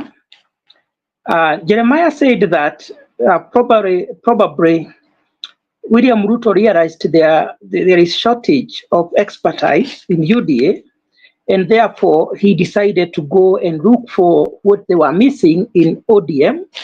And Richie said it very well. There was no shortage of human resource of any capacity, because we know UDA was a party with 7 million people, 7 million supporters, and even more. So if there was something that was missing in terms of expertise, they would have gone out there and source what they needed. So that is not a good reason as to why they merged. Having said that, we have always said that Raila Odinga is the father of democracy in Kenya, the liberator. We have given him all the good names. And on his conduct on formations of coalitions and handshakes tells me different. Because I'm thinking, when I listened to Richie, that he was contemplating between joining Gachagua and joining William Ruto. Gachagua had nothing to offer, but William Ruto had something to offer.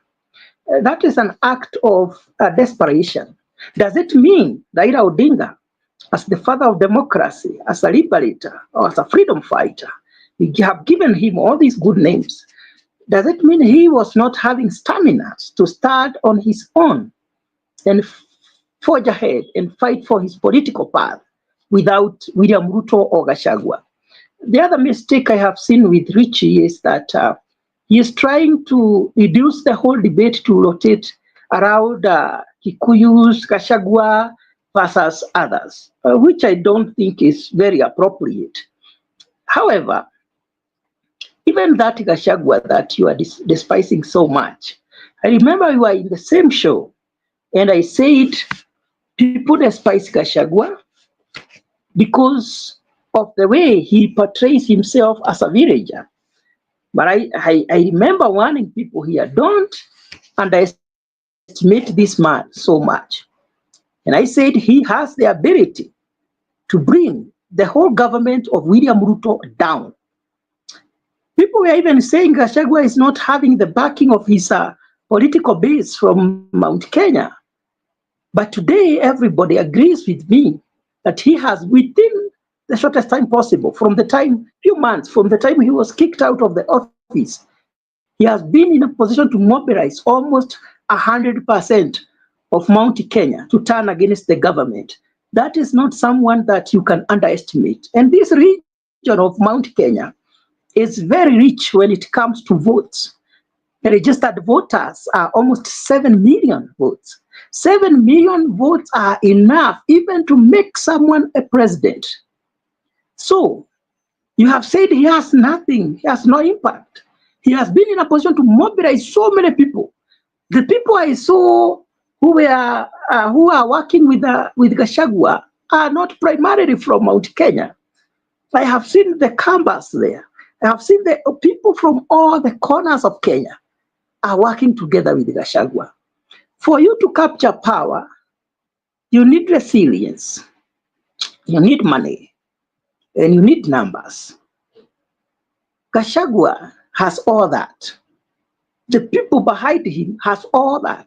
They can have all the money they need for campaign. Gachagua himself has the courage to fight, to confront the government. So as much as we would like to despise despise him as a nobody, this is a man to watch. I'm not saying this because they're Kikuyu, because that is the statement of facts. And that is why he said confidently that the person they are going to support. And I want to add, maybe, if there will be no rigging, I am confident that person will form the next government. I want to say this. As I conclude, I have visited most parts of Kenya, and many people, because of not visiting some parts, they think that Central Kenya is so developed than other parts. And that is why they say Central Kenya, and this was a misconception which came mostly from the leaders, especially in 2007, who were saying Central Kenya is like paradise and other regions have been neglected, yet the government has been concentrating in building Central Kenya. That is not true. I would like you, Richie, I would like you, Jeremiah, and the rest to visit parts of Central Kenya.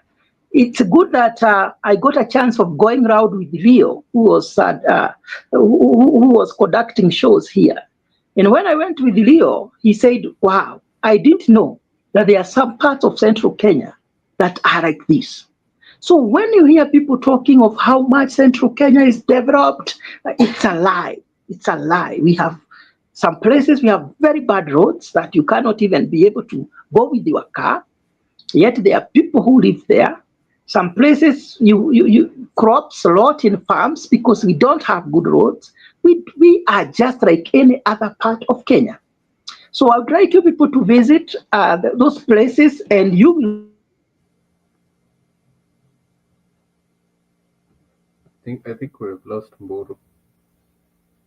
Yes, I think the problem with Mburu ni network yake, His political bill. It's okay. Yes, Bonnie, you can. Mburu tumepoteza kidogo. Yes. Jeremiah, please, after Buru or Richie. Do I get? Let me get a rebuttal, my brother Jeremiah. Wacha nichukue rebuttal kwanza, alafu nikuachie usukani. No problem. My brother Jeff, unajua, when you tell us that Raila Odinga was desperate to join William Ruto or join Rigathi Gachagua. Let me be honest. I have supported Raila Odinga ever since he started running for election. And I think it's mediocrity of the highest order to tell us that Raila Odinga was joining, the word joining Rigathi Gachagua. Where does Rigathi Gachagua get the political muscle or the political influence to make Raila Odinga join him in doing what? Rigathi Gachagua was impeached even by his central MPs. So when you tell us that Rigathi Gachagua has mobilized, people from all over the country, you are lying to us and you are lying to yourself, because Rigathi Gachagua has shown us politically that he does not care about anyone outside his community. Simple.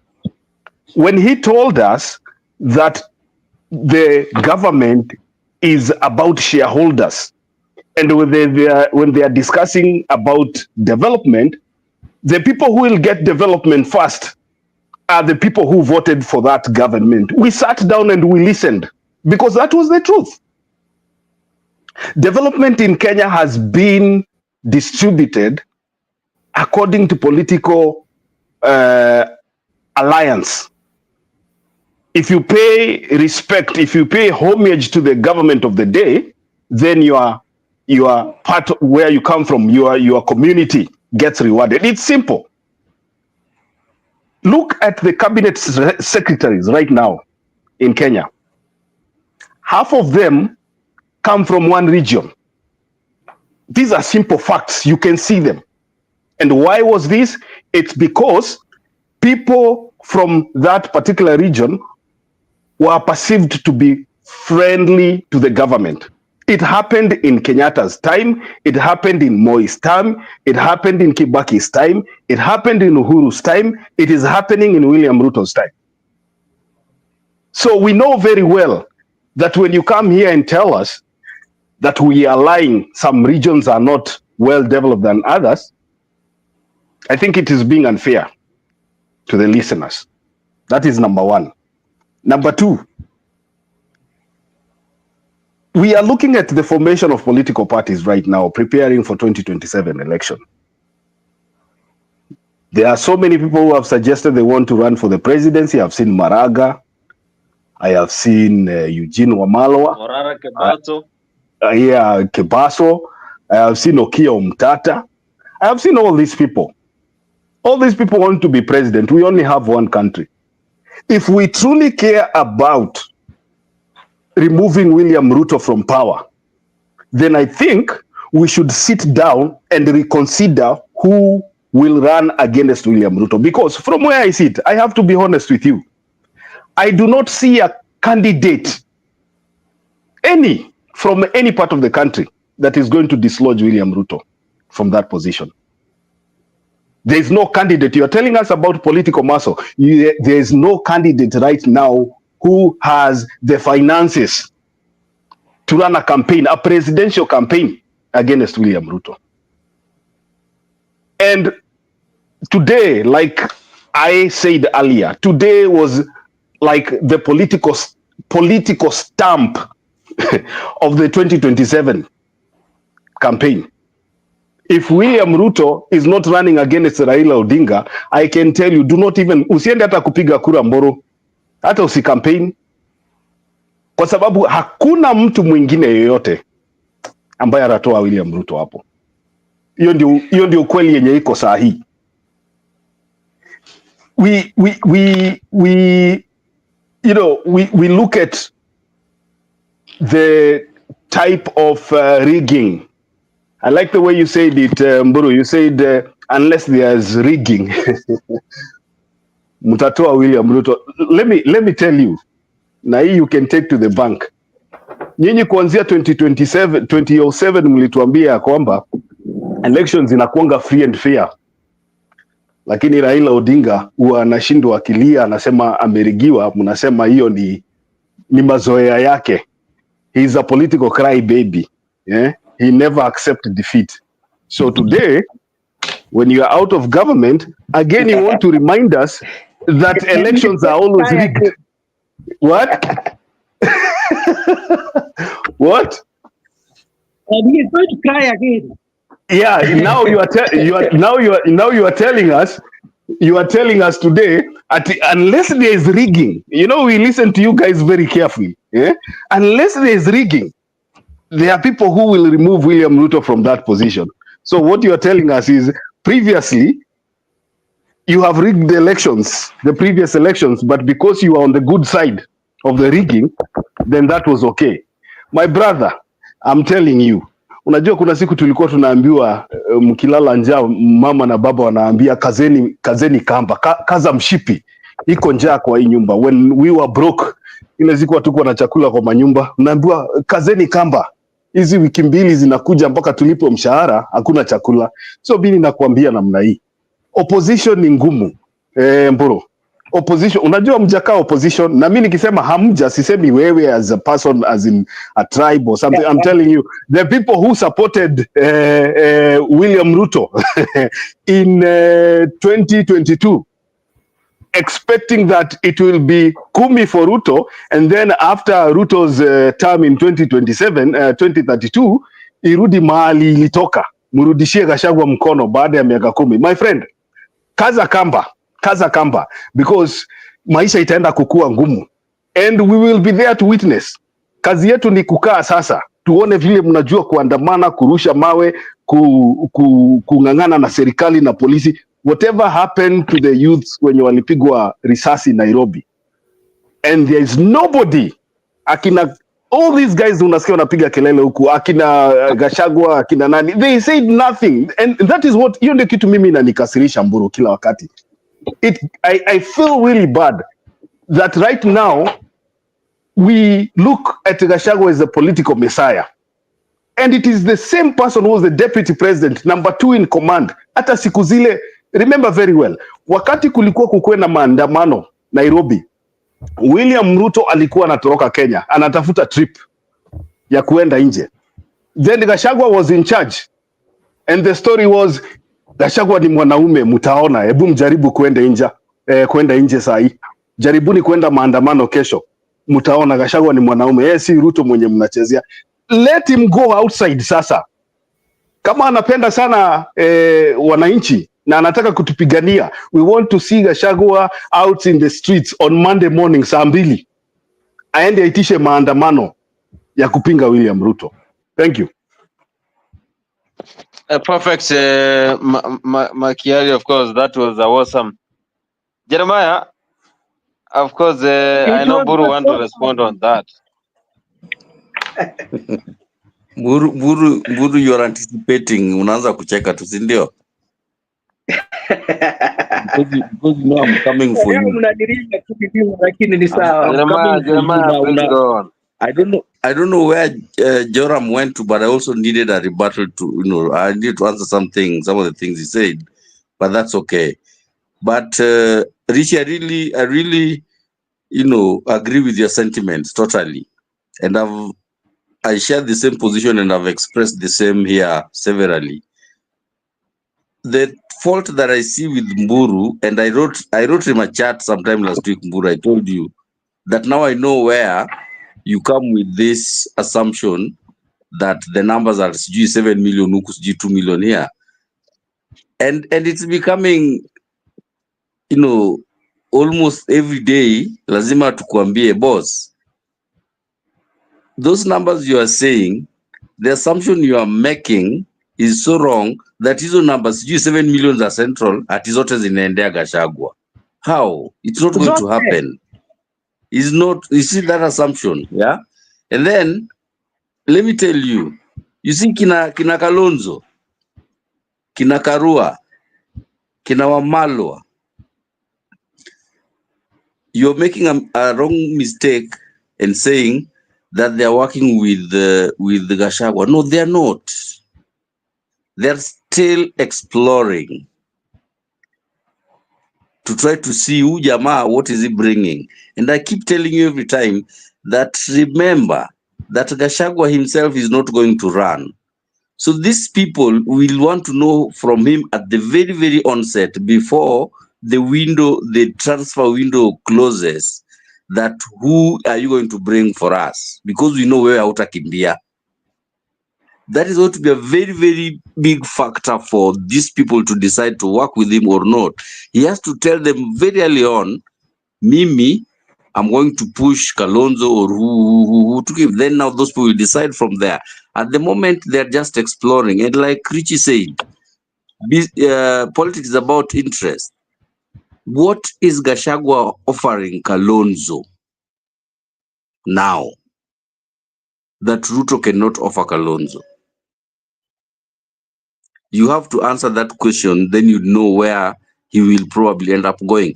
Right now, he has to build his base, he has to create value so that when the time comes for him to come to negotiate, he has value. And that's what I told you. That is what a lot of these people are doing now. Kina Natembea and all. They're just speculating in their value so that when the time comes to start negotiating, they come and tell you, see, I can do this, I have these numbers. Then they can negotiate. Those, as far as we know right now, the only formation that is, almost 100% done is UDA na ODM. They've already at least put together an MOU. They are going to work together, right? The other side are to so all those people that are walking around with Gachagua, don't be fooled, Mburu. They are not working with him. It's not cast in stone yet. Those people are still exploring their options.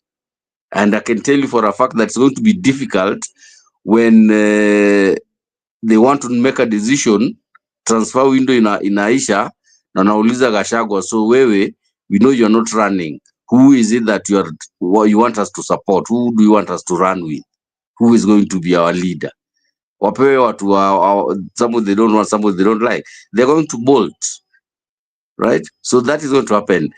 The numbers, Mburu's numbers, don't assume that all the numbers, like the way you're putting it, and I sent you a text the other day and told you that now I know where you get the assumption of numbers, because I saw the way Gachagua was speaking in Ukambani, that nyinyi wakamba mlete hiyo 5 million yenu, mimi nichukue na 7 million ya Central, alafu sijui tushukue sijui na 7.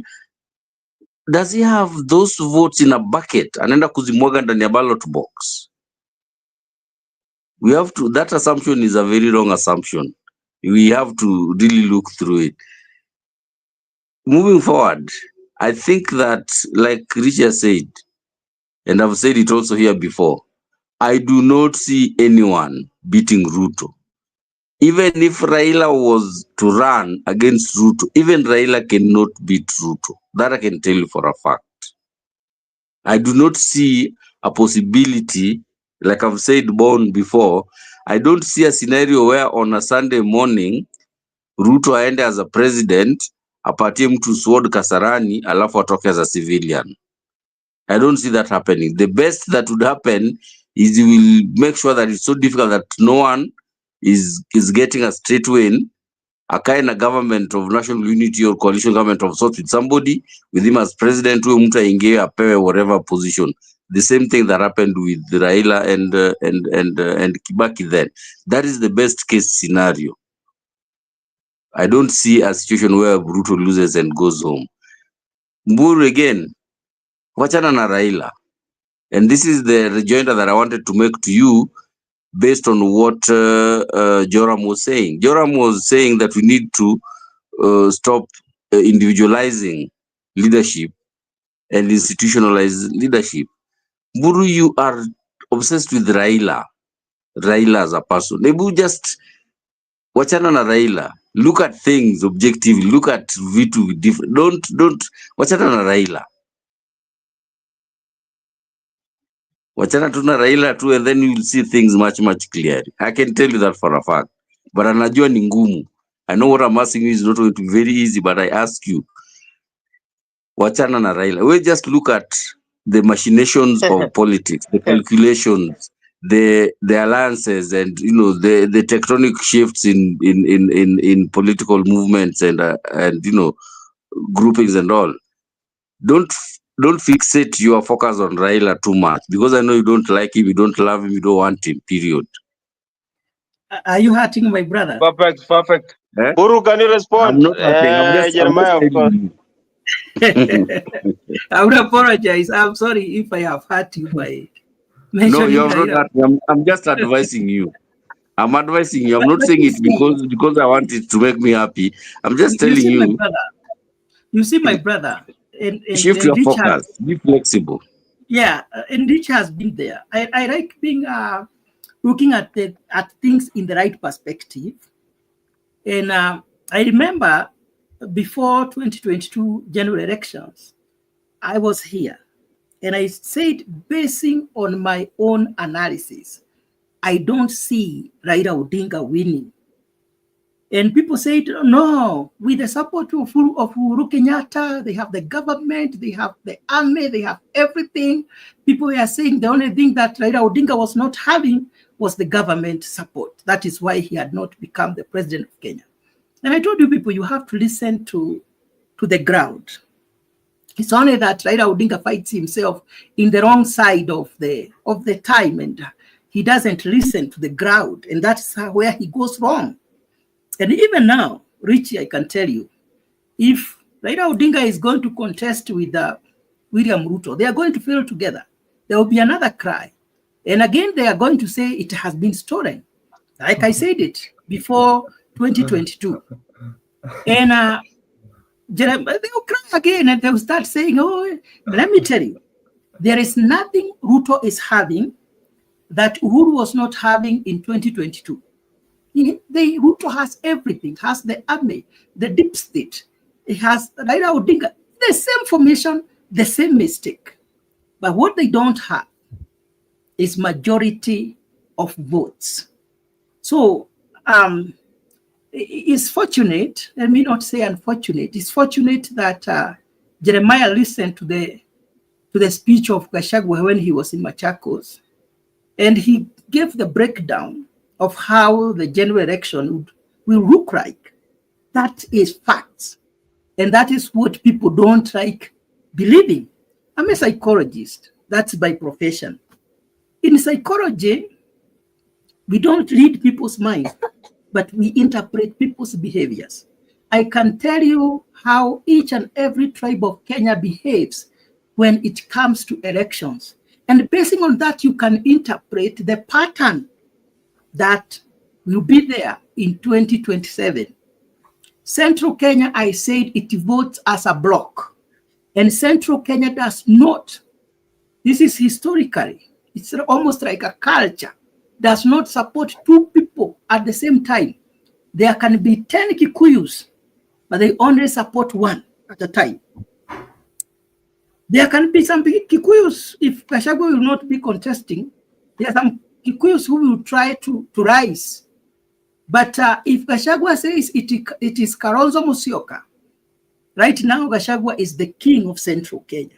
If we are to look at the traditional kingship, Gachagua is right now perceived as the king of Central Kenya. And the person, whether a Kikuyu or not, that he will tell the people of Central Kenya to follow, that is the person they are going to vote for. That is a statement of facts. However much you'd like to dispute it, that is how it will be. The Kamba people, they follow Kalonzo Musyoka. And whoever Kalonzo will support, that is the person they're going to follow and vote for. Raila Odinga is supported by the Luo community, 100% and one. And that is how they vote. The Luo community splits their votes. They are not very tribal like other people.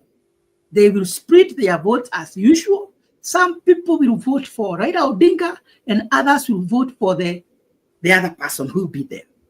And that is what Jeremiah don't want to see. And that is how, at the end of the day, you people, you end up losing, and then you say kimeibiwa. And tunagojea kuona hiyo in 2027.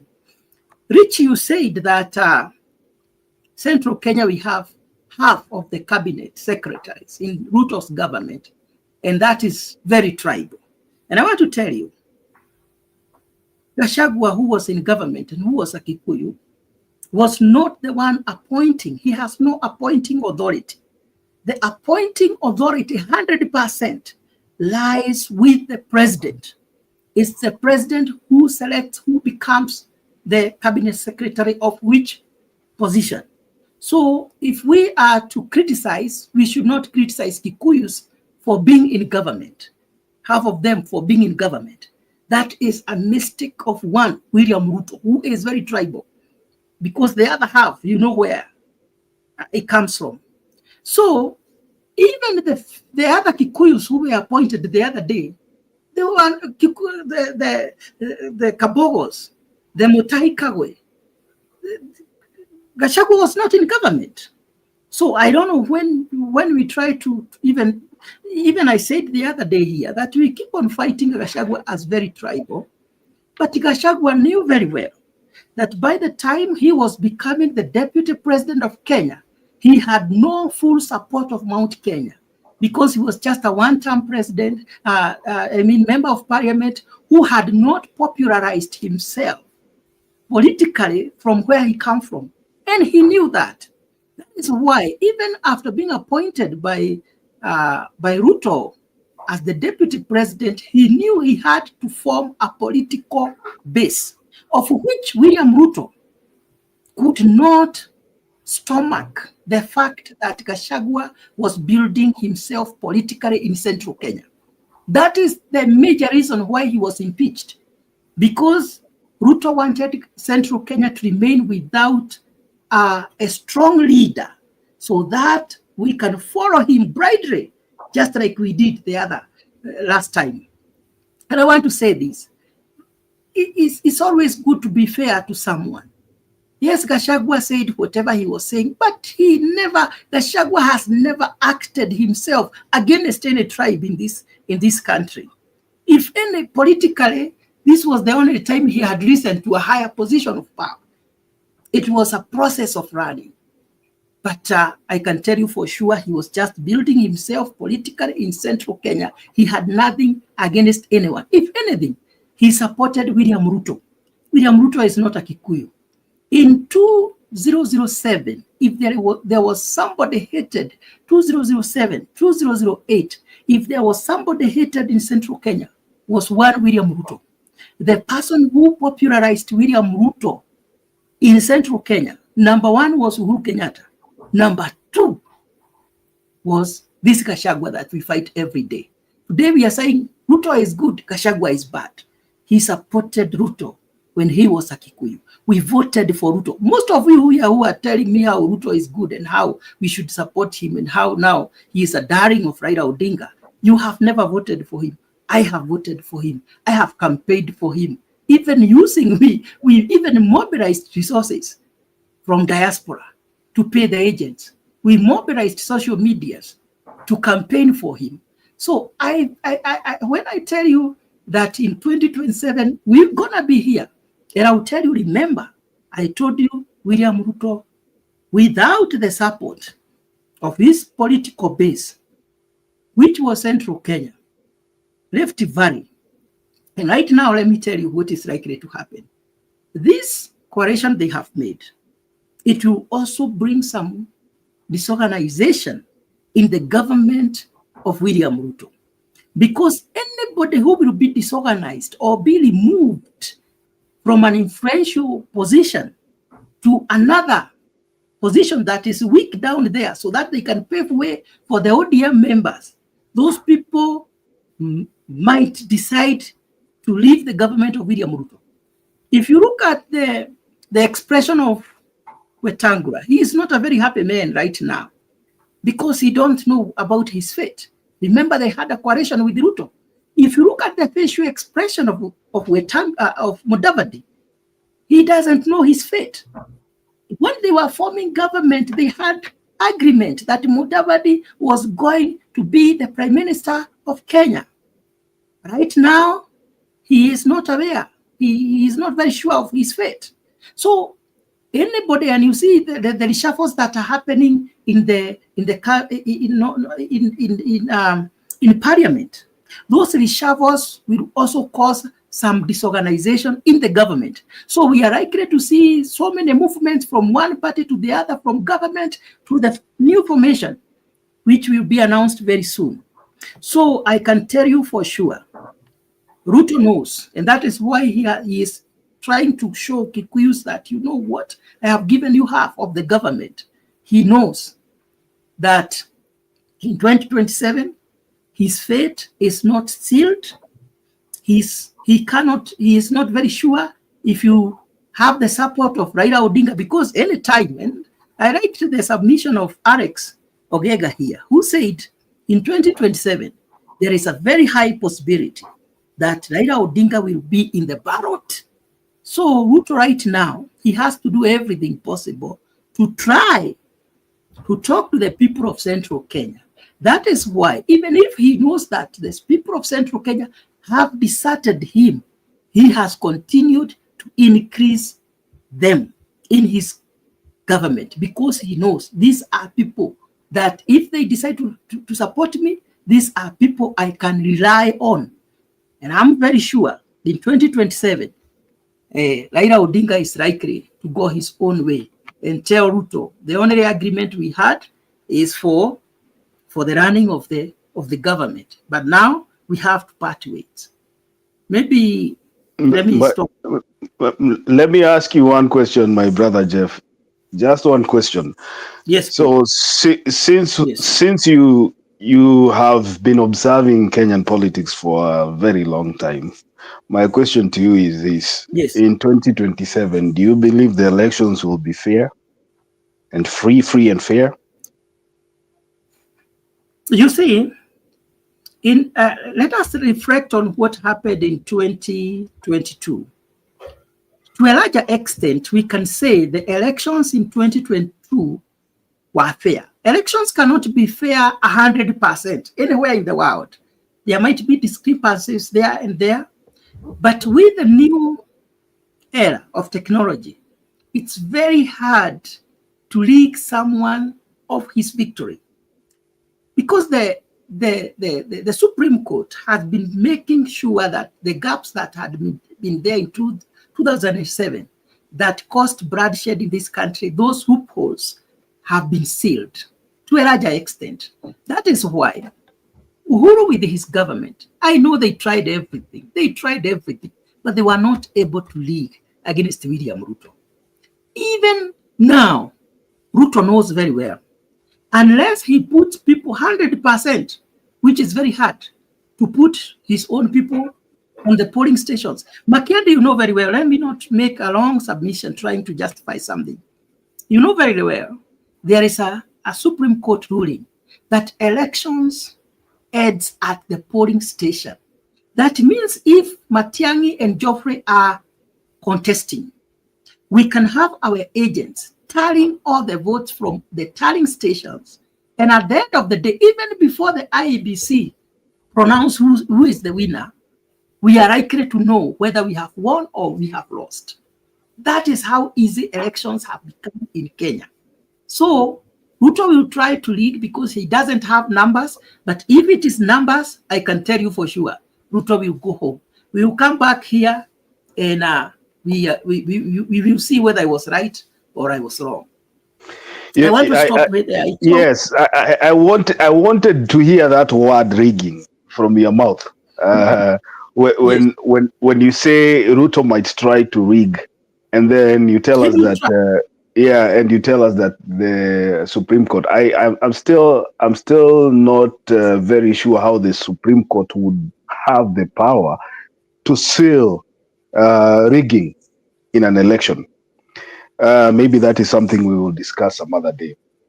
But yes, my point is, when we saw the election results being declared from the 2022 presidential elections, yes, we saw half of the commissioners, more than half, because I think we were 7 commissioners, and 4 of them came out and said, the numbers, I hate to give you this story always, the numbers that were being declared by RIP Chebukati are numbers we do not understand, are numbers we don't know, are numbers that cannot be verified. We don't even know how he came up with these numbers. That tells you that even if you go to the polling station and cast your ballot, that does not determine who is going to be declared a winner. So we might sit here all day, all afternoon and justify why we believe that there will be fair elections and the person who will be elected will be, a legitimate winner and stuff like that. But there's always that concern and that fear at the back of our heads that the Kenyan electoral system has always been a rigged system. And the person who is elected a leader, in quotes, is the person who knows how to rig the system. So William Ruto being there, and he said very well, sometimes people think William Ruto is a madman. I don't think he's a madman, because I know that he knows his cards. He plays his cards very well. When William Ruto told us, hawa watu mjipange kwa sababu hata mimi nimejipanga na nimejipanga vizuri. We guys who supported Raila Odinga were like, huyu sasa anatuambia nini? Na tuko na serikali, tuko na jeshi, tuko na polisi, kila mtu ako pande yetu, hakuna kitu mtu anatufanyia. Then come election night, wakati tuliweka kape tuko KICC ya red, tukingojea tutangazwe washindi, mpaka saa hii hiyo picha iko kwa akili yangu. Hapo ndio tulipotea. Mpaka saa hii mimi najiulizanga, because niliona watu wakisherehekea. Unajua polling station yetu, tally station yetu ilikuwa Citizen TV ya SK Masharia. Huko ndio tulikuwa tunafanyia tally. Wakati watu walianza kuruka, video ikasambaa kwa Twitter and all that, tukasema hiki kitu tumechukua, wacha tuweke carpet wapi? KICC. We had the numbers, tulikuwa tumefanya hesabu, imeingia, inaonekana hata Ruto aende wapi, arudi chini, aruke juu, hiki kitu tumechukua. Then tukaona pale chini kwa TV numbers zimeacha kutembea. IEBC is not broadcasting results anymore. Numbers zimekwama mahali ziko, wakasema mitandao ya IEBC imeharibika. Sijui Safaricom imekataa kusambaza matokeo ya uchaguzi. Sasa nikaanza kuingia baridi, nikajua hapa kuna kitu inaendelea. Nikaona commissioners wale mlikuwa mnaitaga Cherera 4 wamekuja, wameita press conference, wanasema iko kitu. Sasa sisi tunakaa huku nje tunaulizana, baba si uongee tujue ni nini inaendelea. We were asking ourselves, what is happening? Why is nobody speaking? Kumbe hii kitu ilikuwa imeoshwa mapema. Sasa it was shock to most of us because we saw the numbers, vile numbers zilikuwa zinakuja na tunasema stronghold yetu bado haijatuma matokeo, but ikafika mahali matokeo ikakwama na ikaisha namna hiyo, na tukasikia Chebukati ametoka na bahasha mrefu kwa koti. You know this Masai guy, the senator alipigwa sana pale Bomas of Kenya. Leo nimeona wamesimama na ule mtu wa kumpiga on the same line, wakisema we'll work together. So sisi wa Kenya ni washenzi, but politicians wanajua kututumia. So to make the story short, hii kitu inaitwa election Kenya, Mburu. And I want to tell you this. Sudi hakukanyaga shule, hajasoma, lakini Sudi alikuambia hakuna president wa Kenya ambaye anafaa kuenda term 2 amewahi serve term 1.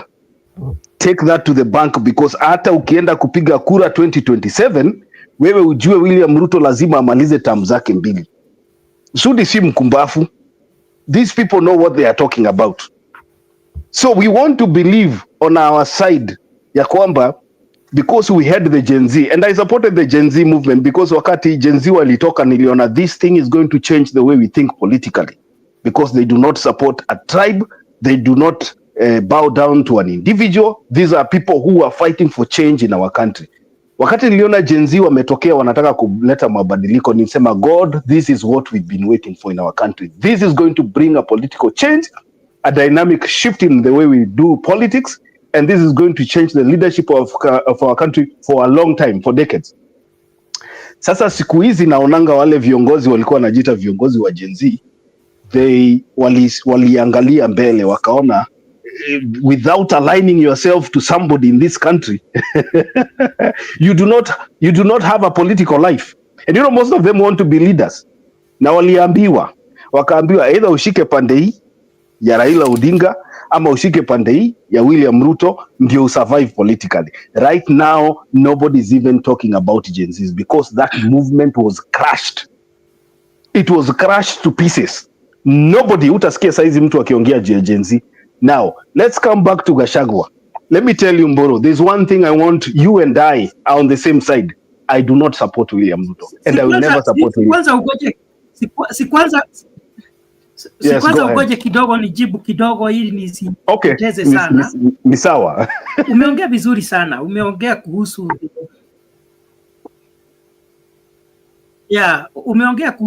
the Cherera 4 na venye walitokea na wakasema kule mambo ni mabaya, hatujui hizi kura zenye zinaenda. Lakini Richard, I would like to remind you that the 4 commissioners were appointed by Uhuru almost towards the end of 2022. And I know they were appointed with a sole purpose that when you go there, I am going to give you this job, but you have to ensure that Raila Odinga becomes the president at whatever cost. And when they saw that they are not able to do that, they had to go out there and start causing all those commotions. Remember, Richie, it's not about how many commissioners, it is about the votes of Kenyans. So it cannot be that after Kenyans have voted for their person of choice, they have voted maybe for William Ruto or Raila Odinga, then the commissioners are the ones to say, no, even if he has the majority of votes, he should not become the president because of ABCD. No, they don't have that kind of power. And Richie, we have to agree one thing, that William Ruto, though right now I'm not supporting him, but I worked closely with the government, with the campaign teams of William Ruto. And remember, you are in St. Louis, where we were even having meetings. We even met some senior people in St. Louis as we were planning on how to ensure we seal all the loopholes. And I can tell you for sure, Richie, tunasema mugara muwe na haki umpe. When it comes to organizations and strategies, William Ruto is ahead. Na sasa hapo tu ndipo anaweza wezea watu. Number one, William Ruto had parallel tallying center. Parallel. That whatever was happening in the polling stations, it was immediately being transmitted to the parallel polling station, and they were able to count. Number two, William Ruto had agents in each and every polling station in Kenya, all of them, of which Raila Odinga was not having agents in most of the tallying centers because he believed the police were working for him.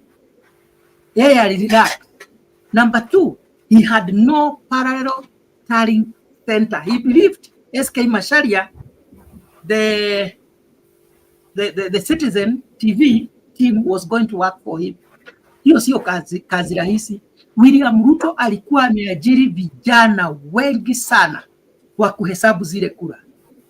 Citizen does not have the capacity to tally all the votes across the nation. It was not very easy for them. So, na diposa unaona ya kwamba Citizen ilikuwa nyuma. Hata ukiangalia the Electoral Commission portal, walikuwa nyuma kidogo, walikuwa wanahesabu kura pole pole, haikuwa inadanisha na vinye. Ikafika mahali Citizen wakashindwa wenyewe kuhesabu, wakaanza sasa kusema what the IEBC was saying. So hakukuwa mambo ya tiarigi. Mwenye alikuwa anataka kulig sana alikuwa anaitwa Uhuru Kenyatta. Ndivyo alikuwa anatuma mpaka makamanda wa jeshi waende wajaribu kuintimidate this Chebukati. Chebukati is a very principled guy. Kama angekuwa muoga, angetagaza Raila Odinga ama aseme hakuna mwenye ameshida. So tukubaliana ya kwamba mipango William Ruto alikuwa mbele yao, na hapo ndipo aliweza kushinda mtu anaitwa aliweza kushinda Raila Odinga. Nikimalizia niseme hivi, na Richie, tutakuwa tu hapa na wewe na nitakukumbusha hii, na sisemi hii ati kwa sababu Gachagua ni Mkikuyu na mimi ni Mkikuyu. If anything, Richie, kama hujui, mimi hata marafiki wengi wangu si wa Kikuyu, lakini mimi napenda kuangalia mambo vyenye yako. Na saa hii hata sijui candidate mwenye nitasupport ni yupi. Hata naweza pigia anybody mwenye nitaona ambaye ako na what I believe in. Nikitaka kusema hivi, ndio Ruto anaweza shida kwa sababu pia yeye si mchezo. But I want to tell you, in 2027, it will not be a walk in the park, because the people that he is facing, one of them being Gachagua, he might not be in the ballot, but this guy, I can tell you, he is not a pushover. Ati mtu mwenye tu wa kuchezea hivi hivi. Number two, umesema kuhusu finances. You see, some people don't know about, like Jimmy Wajigi. That guy alone, if you listen to him, that guy alone is able to sponsor an election in Kenya. Yeye akiwa single peke yake, he is richer than Uhuru Kenyatta himself. And you see right now he is working with who? Not only that, I don't want to go into details. Elections, those who contest, they get their friends to contribute. Even in the international community, even the locals. If it is the business communities, I don't know whether they will fully support Raila Odinga like they did last time. The business community last time supported Raila Odinga from Central Kenya 100%. Why? Because of Uhuru Kenyatta. If Uhuru Kenyatta will not be with Ruto, and Raila Odinga will not be contesting, the business community will look for another alternative, not Ruto, because they don't see him as someone who is friendly to the business. And you have seen his taxation regime and all that. And that is why there is a high possibility that the new formation which is coming, I don't know how it's going to look like. I don't know the person they will field and when, But I can tell you there is a high possibility that the business community, they have their own organization in Central Kenya, and the person they support even with their money, not just saying we are supporting. They give billions of money for campaign. And the reciprocation is we want friendly environment for our businesses to thrive. Rich, because we don't have much time. Maybe you can respond and say whatever you wanted to say. Then we can be in a position to conclude. Yes. So let me just respond to one of the statements you made about the government. I guess you said the government, Uhuru Kenyatta's government had the ability to, force the election in a certain manner. I want to tell you this. We are Africans. All of us are Africans. And I like the saying, Dindi Nyoro, we are Africans and African is our business. But the government of the day is interested in making a particular candidate a president. There's nothing that can stop it. Mm-hmm. And when I look at Uhuru Kenyatta's situation, I doubt that. Hapo sitaenda zaidi hapo. You know what I mean. Now, when you tell me that Gachagua is not a pushover, I keep coming back to numbers. And you know the best thing about numbers is numbers don't lie. For you to be a president, you first of all have to have a base. You have to have a political base, a grassroots base. Now, the biggest problem with Gachagua is he started from the top and now he's going bottom. Instead of coming from the bottom, going to the top. He should have built his base from the bottom and then go up and have a bargaining power. Kenyan politics are tribal, whether you like it or not, whether you change the constitution or not. Like you said, tribes will be voting together. There are some tribes that are known to split their votes, but majority of the tribes vote together as a block. The Luya community, you said splits, I agree with you. There are communities that we know, Kikuyu, Luo, they vote together as a block. And they vote wherever their political, their tribal leaders are. And so when I look at Rigathi Gachagua, I ask myself here, what does Rigathi Gachagua have that is different from the other people that are around him right now? If you look at Eugene Wamalwa, Eugene Wamalwa does not have a political base. He cannot even be elected an MCA. If you look at the likes of Senator of KICC, they don't have a political base. So Rigathi Gachagua is not different from them unless he brings his community under his wing. And that is why you see Rigathi Gachagua every day, every night going out to matangas and kanisas and in Chango and doing all this because he wants to make himself somebody. He wants to make himself be felt. You know, he wants to gain some political muscle. To what extent, we do not know. We can only judge that with the outcomes of an election. When Mburu, you tell me that Rigathi Gachagua has been able to mobilize, what proof do you have? We have not gone to an election. We say Rigathi Gachagua is the leader of PKF party, for example, and these are his MPs. So moving forward, we know this guy has a political muscle because he has 27 MPs in parliament. We do not know that. We have not seen the effect of his mobilization at the ballot. So I believe, and that's just my opinion, I believe Rigathi Gachagua still has a long way to go politically so that he builds himself. If he has to have MPs, if he has to have MCAs and all that coming next election, and these people are a product of his political move, then we can say, okay, now we think Rigathi Gachagua is a serious candidate in the political arena in Kenya. But as of now, where I stand right now, I think Rigathi Gachagua is a joke. It's like any other joker in the politics of Kenya, like Eugene Wamalwa and the likes of whatever this guy from KICC who thinks he's a principal also. akina Martha Karua, all those guys are in the same level. And now we should also be asking ourselves, okay, Rigathi Gachagua is trying so hard to be felt politically, but you should also ask yourself, what does he gain? What does he gain? What does he want to gain from that political formation? Because he's not going to be on the ballot as things stand right now. That is a fact. He was impeached. He cannot run for any elective office in Kenya. What does he gain? And the people that he's associating himself with, are they going to deliver what he wants to him? I don't think so. So the simple math is this. For the next 2.5 years, William Ruto has a lot of work to do because, to be honest, William Ruto is one of the most unpopular presidents at the moment. In his first term, he's one of the most unpopular presidents we've ever had as a nation. Nobody wants William Ruto. Even the people in ODM are saying, Dio Baba amesema tuende pande hii. But majority of them, if you ask me right now, if Raila Odinga says we are voting for William Ruto, some of us who supported Raila Odinga will not vote for William Ruto because we do not believe in his ideology. I don't believe in anything Ruto says because I don't know whether it's a truth or he's lying or he's just doing that for political expediency.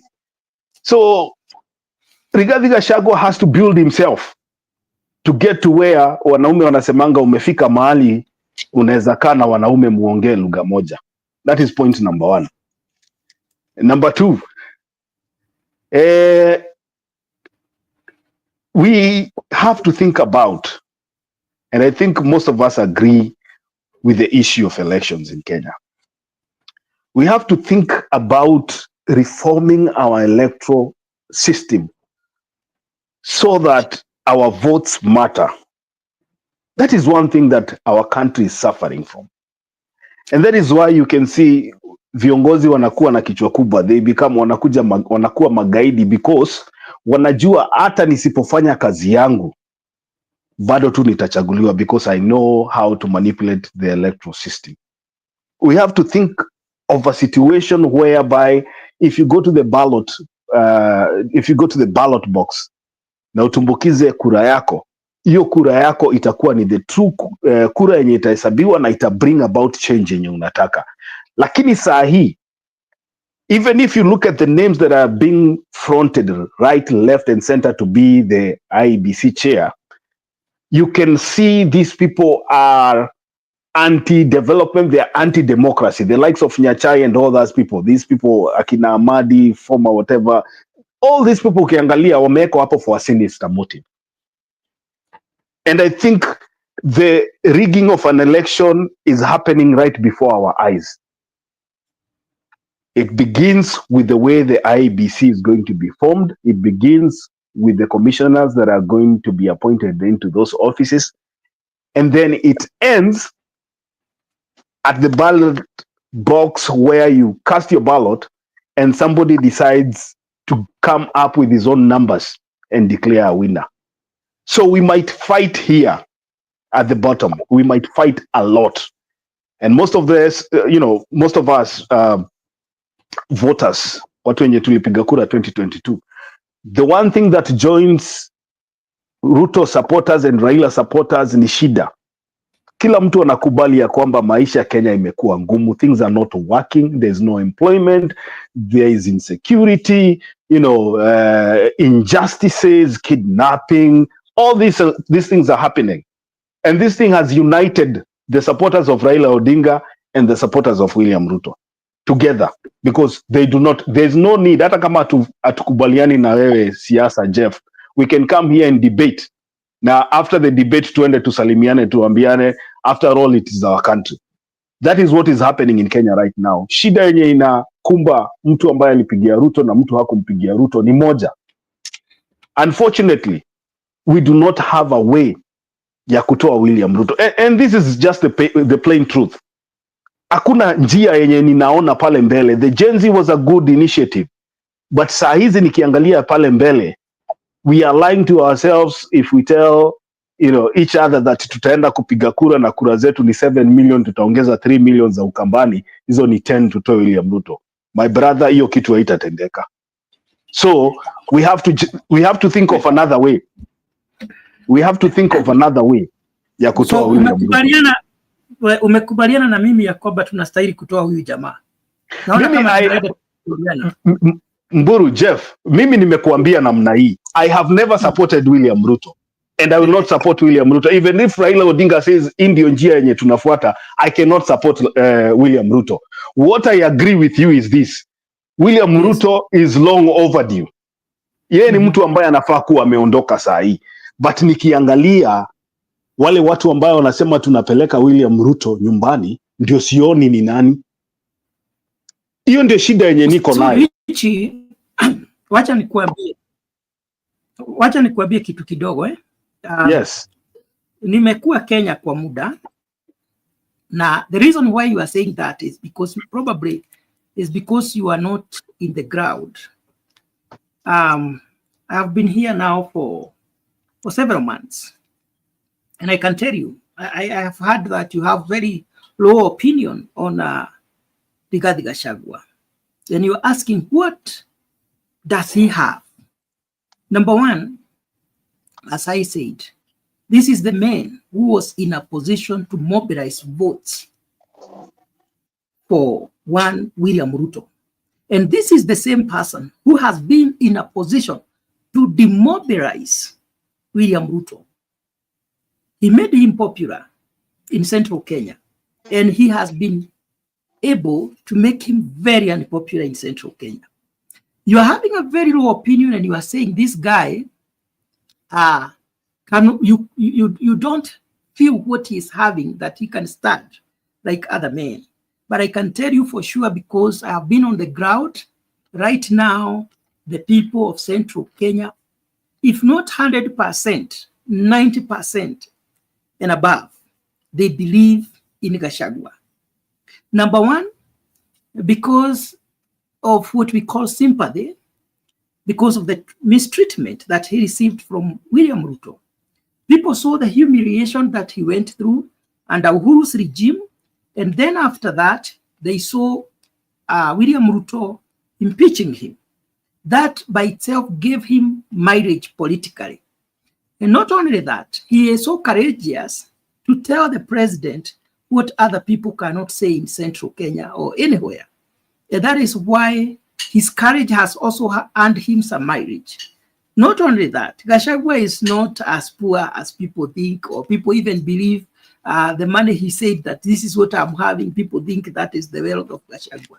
Gachagua is an extremely wealthy man. And that is why when William Ruto was contemplating whom to pick between Gachagua and KICC, he decided to go with Gachagua because of what he was bringing on the table. He's a good mobilizer.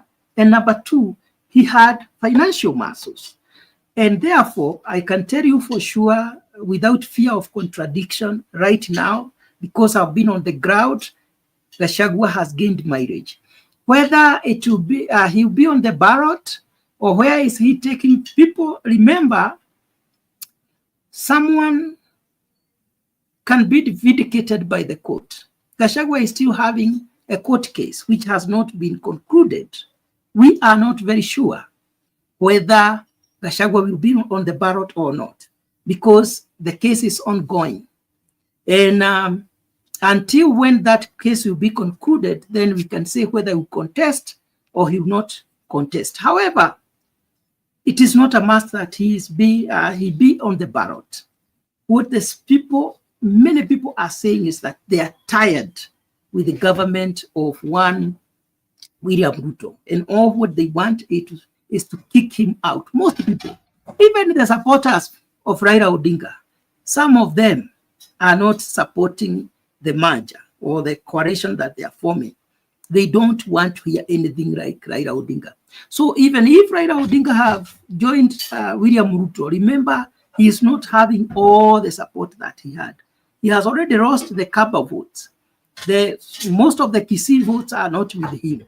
Most of the Luya votes are not with him. So he has gone also as a weak man. Two weak people have formed a coalition. So let us not underestimate. We make mistakes politically when we underestimate others. If William Ruto did not underestimate Gachagua, he'd be having a lot of peace in his government. He did the same mistake that you are making of underestimating these men. If he knew that Gachagua was in a position to mobilize the entire central Kenya against him, he would not have dared to kick him out. I can tell you that. That is why today he is so desperate. He has increased the number of cabinet secretaries to 9 just to try to appease central Kenya. But central Kenya right now, they have said, even if he revives the old Kenyatta, Mzee Jomo Kenyatta, to his government, they have said they are not boarding. So therefore, Richie, I'm requesting we can continue with this discussion next time because time is not on our side here. Yeah, let me do my closing remark, and I would just say this. I think we agree as people who are or who have been in opposite political sides for a long time. We agree that William Ruto was a mistake. Yes. William Ruto, probably he had the best tongue, he had the best language to convince voters. But we have seen that probably William Ruto was the wrong choice for our country. And that does not mean that I say Raila Odinga would have been the best. No. But we also have to come together and agree on facts. Yes. And fact number one is this: William Ruto is the president. William Ruto was in a tight spot because there was political rebellion coming from one of his political bases, which is Mount Kenya. That is a fact. William Ruto had a choice to either engage people who will hold him hostage or reach out to people who are desperate to be included in government because they feel they have been sidelined for a long time. What did William Ruto do? He decided to work with the opposition, which we call the minority, because he felt these people, when I bring them into government and give them certain positions, then I get some stability and I will not be blackmailed. So right now, William Ruto is working with Raila Odinga because he needed some stability in his government, which Raila Odinga offers. So for the next 2.5 years, we don't know what is going to happen. There will be disagreements between the two political parties. There will be fighting. They will probably, work things out. I don't know. We don't know. But at least we know right now that the political temperatures that were there have been lowered. Rigathi Gachagua and his team can continue, mobilizing their ground, mobilizing their political leaders and trying to fight. That is good. After all, they are political animals, and every political animal wants a home to stay. So that's a good thing. But we also have to think about how this formation that we are talking about of Rigathi Gachagua will remove William Ruto from power. They have to have a strategy. They have to have a plan. They have to have funds, finances. I don't know how William Ruto, I don't know how Rigathi Gachagua is rich, or I don't know Jimmy Wanjigi is rich or not. I don't know about that. But I know very well that a presidential campaign is not an easy thing. And you agree with me because you said you mobilize funds for William Ruto and all that and agents. Political campaigns are very expensive. And I don't think, from the group that I'm seeing coalescing around Rigathi Gachagua, I don't think there's anybody there who has the political muscle, the financial muscle to drive a political campaign, apart from maybe Rigathi Gachagua. And if Rigathi Gachagua has nothing in it for him, that is, he's not going to be on the ballot. It's good that he still has his case in court, but I also feel like he was betrayed by his advisors, because if you are a smart guy and your fate has been sealed, that is, very well that you're going to be impeached and you want to build yourself politically, I think the best thing that Rigathi Gachagua could have done was to resign. Go out of government. Don't allow yourself to be impeached. go back, say niliona hawa watu wanataka kunimaliza kisiasa, nikasema wacha nitoke kwanza ndio niweze kupigana siku nyingine. You live to fight another day. Unfortunately for Munyoro, he stayed there until he got impeached. Now, I have to be honest, Jeff. I don't see I don't see a court in the Republic of Kenya that is going to overturn the impeachment and give Rigathi Gachagua reprieve, to run for elective office in future. I don't see a court that is going to do that, because courts live in the country. They know what is happening. They can read the political mood. This was the same guy that was threatening judges. He was, talking against the court, saying he's going to, go after the judges.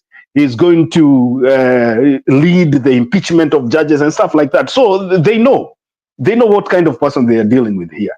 And I told another person a long time ago that if Rigathi Gachagua would have resigned, and with the so-called, what you're calling sympathy, would have resigned and then go back to the grassroots and cry that he fought for this government with his resources and all his energy, and they have betrayed him, then people would be looking at Rigathi and say, truly this guy was in the forefront fighting for William Ruto, and I think this guy has an interest of the people, and we should give him a chance.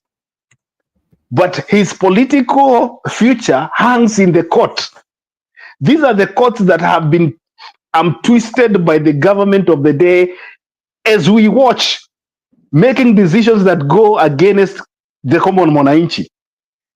And you want to tell me that these are the same people that Gachagua expect to save his political career?